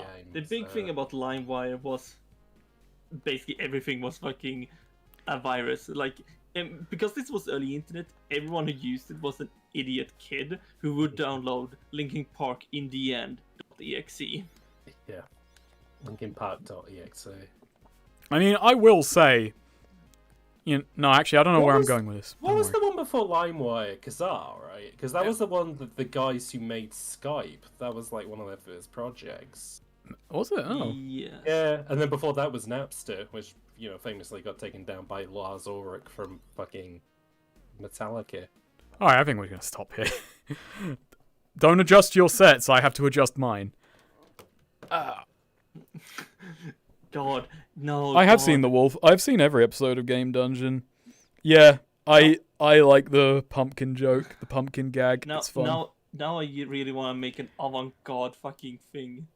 God, this doesn't support like other players coming in, right? Well, it does. No, it does. It has netplay. I just haven't looked into it yet. No, I mean like people coming in as avatars. No. Maybe that's better. Maybe that's better fitted for VR chat. But like the avant-garde thing of making an angry review. But in the VR. It probably wouldn't. It wouldn't work anyway because yeah, there aren't virtual puppets. You just have hands and a head. Yeah. I'm trying to think. I don't know what I'm trying to think about. What are you trying to think about, Snake? I don't know. But yeah, that was fun. I'm glad I finally got the final boss. We did it, everybody. We beat Sonic 3 and Knuckles. We Both did of it. them. Oh yeah, And I was yeah. lucky I never got any dodgy stuff off of LimeWire. I So was lucky too. yeah, I got away with it, and you know I got a pack of ROMs that I still hold on to this day. I didn't really use it that much. There wasn't really anything on it that I wanted. You're a law-abiding citizen, James. Yeah, I know. We were talking about this earlier because I had to ask other people to help me find torrents for stuff I wanted to watch. All right, let's leave it there because we got Dokapon in a wee while, and I'm gonna wish everybody a good evening, a A good night, Merry Christmas. and a This Merry is- Christmas. To Next, you all. so yeah, next up is the Brigand video. Narration is done. Hopefully done in the next week or so, maybe. Editing should be relatively quick because of how I've like paced it out. But yeah, I hope everyone enjoyed the stream. I hope everyone had fun, and yeah, video should be soon. Should be. Alright, so I'm gonna take us off the air. Merry Christmas, everybody. Merry Dashing through the Crimbus. snow. Dashing through the snow. Dashing through the snow. Dashing through the Better snow. watch out. I can't find my Right. mouse. I can't find my mouse with my headset on. There it is.